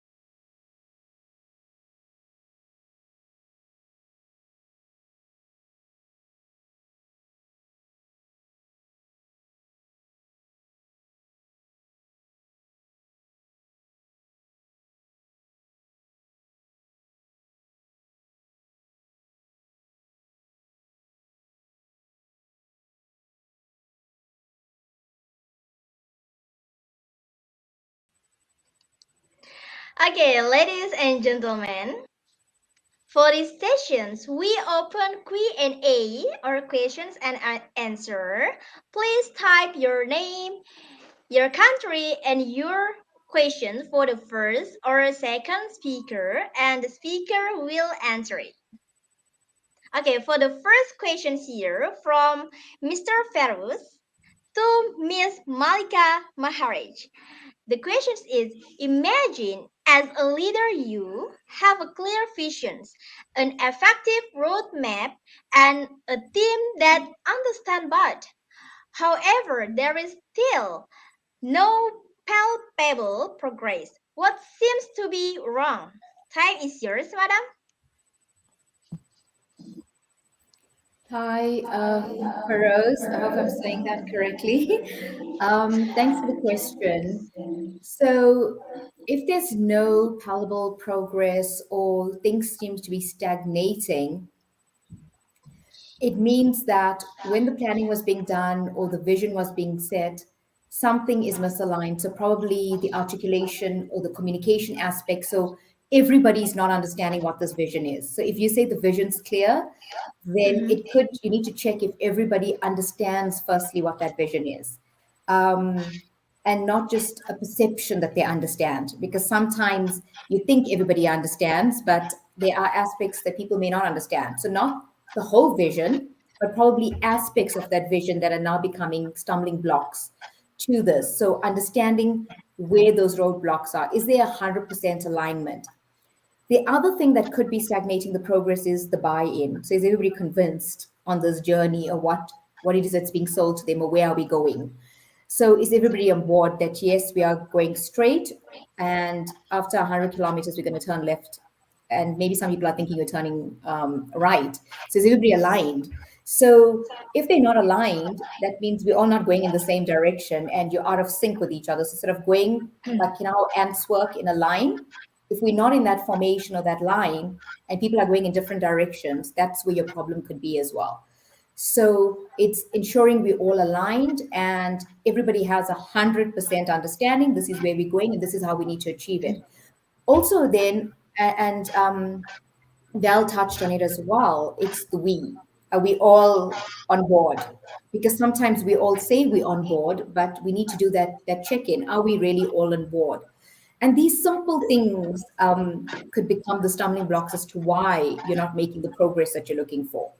And I think I touched on it some in my presentation, that health check, that feedback, the constant feedback. Because if you're doing the constant feedback and the check in, and you are approachable as the person leading this team, um, people will share with you where the problems are. So it's sometimes, we all don't speak out in a team. So if there's 20 of us and somebody has to ask, what do you think? You might have get that one hand that goes up, or maybe everyone's just like, I don't know what I think. So maybe asking engaging questions and telling them where we are and that we are stumbling or there is no progress, and in having that conversations to understand why, unpacking the why. Yeah. Okay, thank you so much, madam, for a great answer. Well, for the next questions. Okay, the next question from Miss Manolita. The question is, what is the most important principles of leadership for the next generation's leader? So these questions, I invite the first speaker and then the second speaker. Time is yours. Yeah, that's an interesting one, hey? The next generation, that's my daughter. And I often engage her, and I was just saying to Val, she's actually a Montessori child, so I so identify with those principles. And I think if you see what Val shared in her presentation, a Montessori learning or the concept of leadership, Montessori teaches leadership. Let me just tell you that simply. And I'm telling you firsthand because I have a 15-year, she's now 15, who's gone through Montessori. And she spent like, I think, 2-3 years in Montessori before formal learning. What comes with that for the next generation? They have a sense of independence. So they're already free thinkers. They already have opinions just by virtue of how they've been groomed. Um, they're a bit of a different, they're very different to the older generation, which is my generation. So the opinion side and having an opinion and wanting to voice that opinion, I think that's what is the next generation is looking for. They want to be heard. And I think I spoke about it as one of the things, active listening and hearing somebody out, it's two different things. And they want active listening. They want to have their opinions heard. They want to have their opinions shared, and they want it acknowledged, most importantly. And I think for that generation, the leaders that are going to be leading them, you need to be cognizant what you're dealing with, because they're already advanced, they're already thinkers, they're already looking for new ideas. They are to save the world, right? I mean, they blame the older generation for global warming, and they blame us for everything else that we've done to destroy planet Earth. So they're already forward thinkers. How do we fix this? And they are coming with solutions. So I think with this generation, your job is almost done, because they, even if you don't ask them, they're going to tell you. And I think your job as a leader is just to listen. Thank you.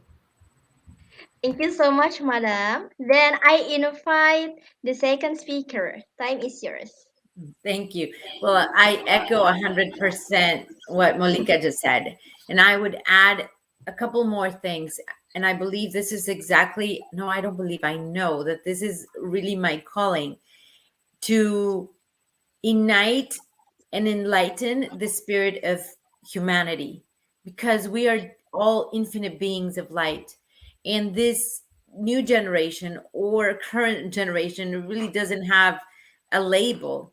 What has happened, and as a coach that I'm seeing, is that the hardships and the stories we are building are destroying our abilities to be creators, to be abundant, to be vessels of love for ourselves and for others. So, as the slogan of my company is called, I would really encourage these new generations and now and to trust our journeys, to trust that we are, made by the hand of whatever your religion might be, or your mind processed by the stars, God, Allah, Krishna, Buddha. It does not matter, that we are here for a divine reason, and we must know our why. We need to understand our why to be able to do this with passion, compassion, and motivation to pass on the light to as many people as I can. So, really trusting your journey and trusting yourself and using your heart as the compass of your life. Okay, thank you so much, madam, for a great answer. Well, the next questions. Okay, the next questions from Miss Manolita to Miss Paul Alino. The question is, why is a conflict management important in a leadership? So I invite you, madam. Time is yours.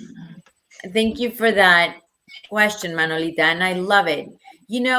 Part of the neurolinguistic programming, we I invite all of you to feel the vibration of these words. When you hear conflict, when I just say conflict, flat out conflict, 90% of the people are going to be like problem, trauma, low vibration, anger, frustration, like all low vibrational feelings. For me, when I hear conflict, and this is what I want to pass on, is not a conflict, is an opportunity for growth, is an opportunity for me to connect. When do you really connect with the people around you? When do you really remember someone? When you have a trauma, when you're in pain, and somebody comes and comforts you or just sits by you, and just their presence, their aura is feeling of service to you. So conflict is nothing but an opportunity of connectivity, an opportunity of love, an opportunity to see things different, an opportunity for you to be of service, an opportunity to hear the other person and learn about their beautiful traits, heal wounds, in you being a vessel. And I have to challenge people that criticized me when I was a head of school at my school, and I was the youngest Latino woman minority in the States, young, and they would be like, you're going to be regretting how close you are to your employees because you're just too personal. They're going to step on you. You're not their friend. You're their boss. And while all this might be true, I did not appreciate that. And I did not limit my heart to really create a family. And that has been the success of the school. I sold it because of my youngest son was very sick, but the school is still up and the same people are still up because that is a family. That is not a job. Now I want to encourage you to take every possibility of conflict as an opportunity of growth and love. Okay, thank you so much, madam. Well, for the next questions, okay, from Miss Marian. I'm Marian from Philippines. Hello, Miss Marian. And any of the speaker may answer my questions. The questions is how can we deal with a leader who has poor emotional questions or EQ? So the first I invite Madam Alino and then Madam Malika. Time is yours.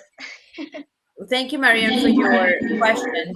I'm actually coming to Philippines in March for the Global Women Empowerment Summit. I hope to meet you there, my love.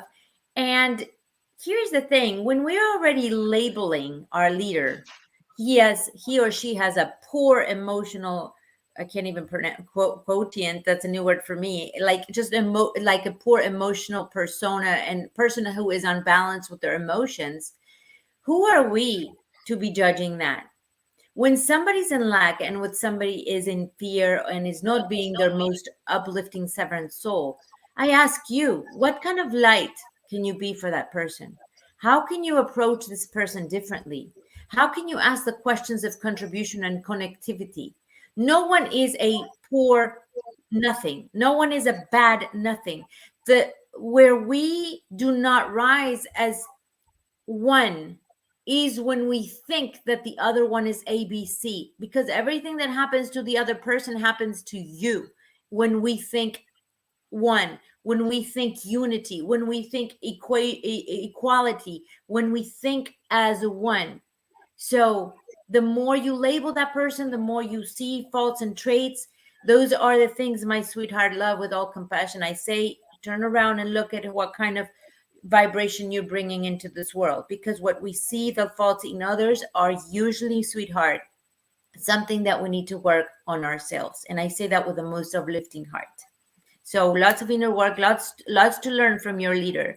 And what kind of leader can you be? What kind of light can you be to shift that?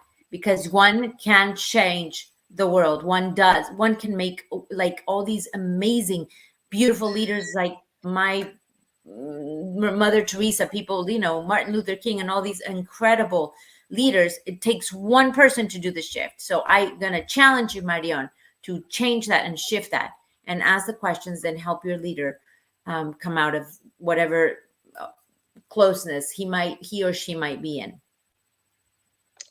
Okay, thank you so much, Madam, for a great answer. So, what about you, Miss Malika? Oh, next question, sorry. Okay, for the next questions from Mr. Joes. Good evening too. The question is, what can you say about leadership? It is born or made? Addressed to Mom Fall. Okay, I invite you, Madam.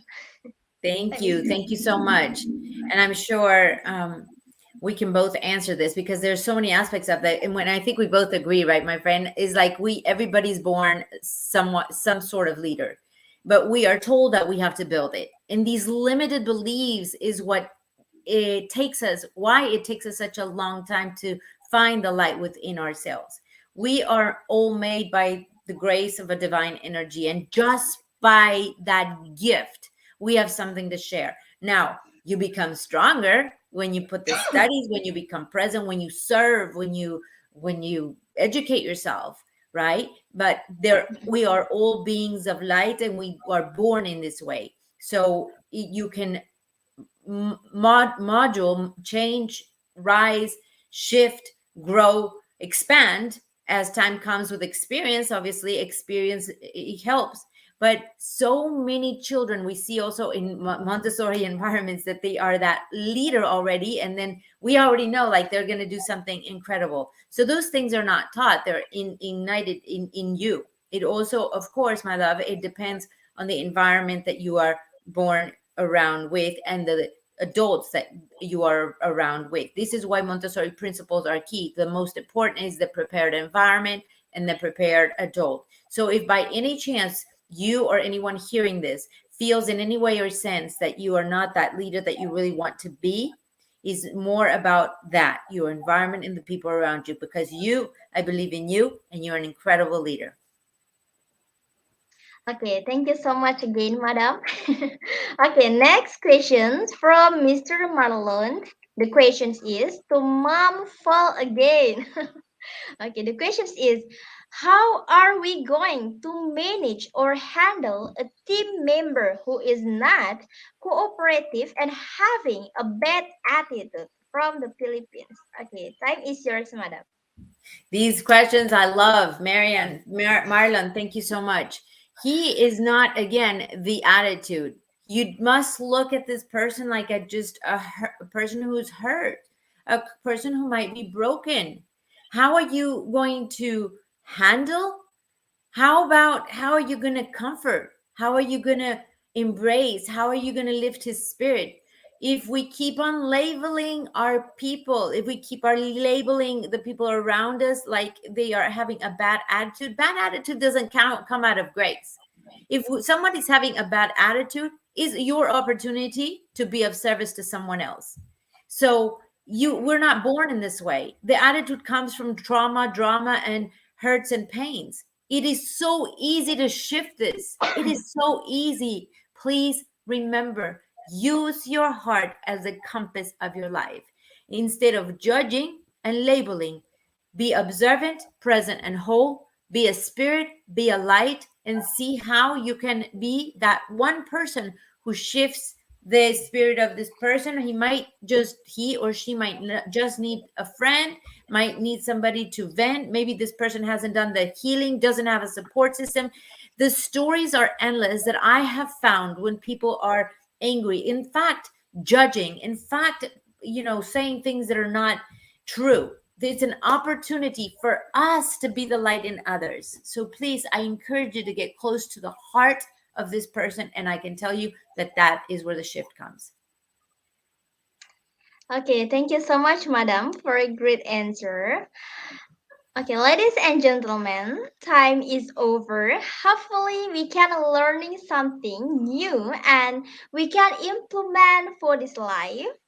Please leave a review, comments, like this page, and please like, share, and subscribe YouTube channel Institute Global Professionals because your attachment encourage us to do better and best service to our lovely audience. And thank you so much, Madam Malika and Val Alino, to great presentations tonight. Thank you. Thank you. Thank Okay. you.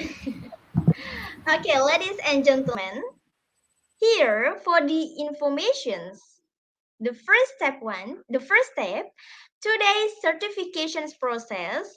Please click www.eduigp.com, November 5, today's program name, Principle of Becoming a Leader.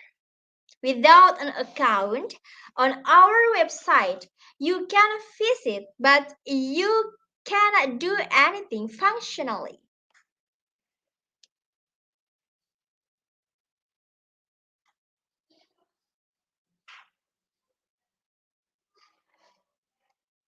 Okay, the second step here, certifications link, and then certification link now available in comment box and a pinned comment, and certification link will be available always in this program post, Facebook page, Facebook group, and YouTube descriptions.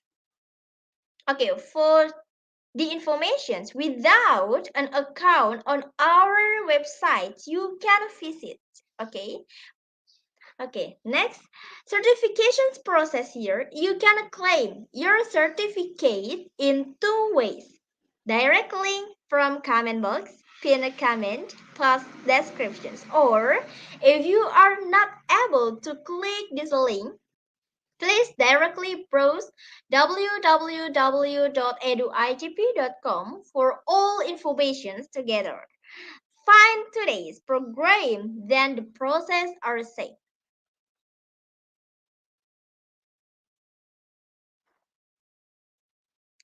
Okay, ladies and gentlemen, please note the informations to get certificate. Okay, next, browse www.eduigp.com or given link you will redirect in this page of our website. Here, YouTube channel, please subscribe, like, and share. Institute Global Professionals, entitled Principle of Becoming a Leader. Or you can search www.eduigp.com and click Enroll Now.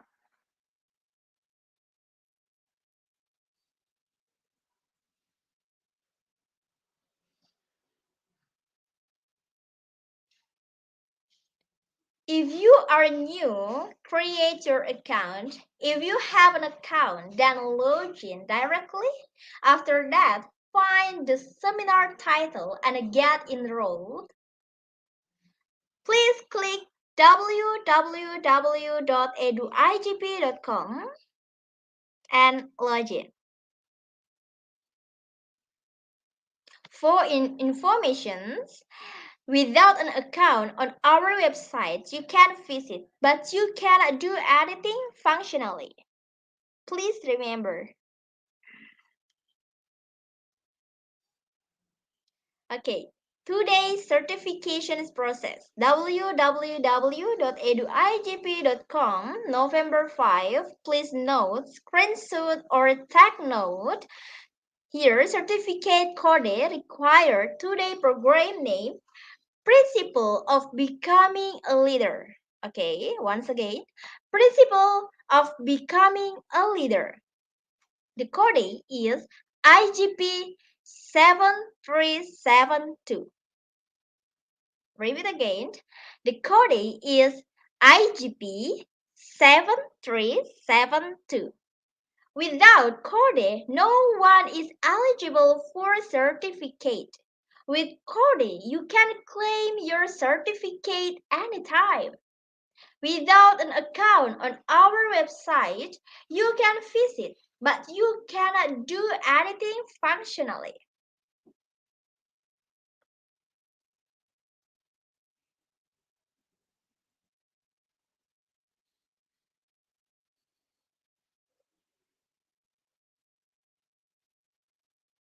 Okay, dear learners, we saw that at this moment you feel difficulties with using the website. We notice all the things and working on it, which is not on our problem but still our technical team working on it. Thanks for your patience. For the certificate, please collect the certifications link and certificate code at this moment and try it in your free time. We saw that it occurs when lots of users wants to join on our website. This is a temporary problem with our hosting provider. Again, thanks for your patience.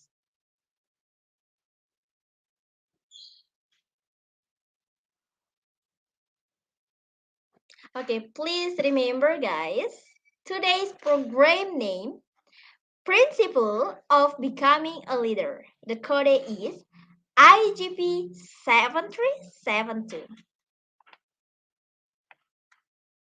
So that is important for you guys.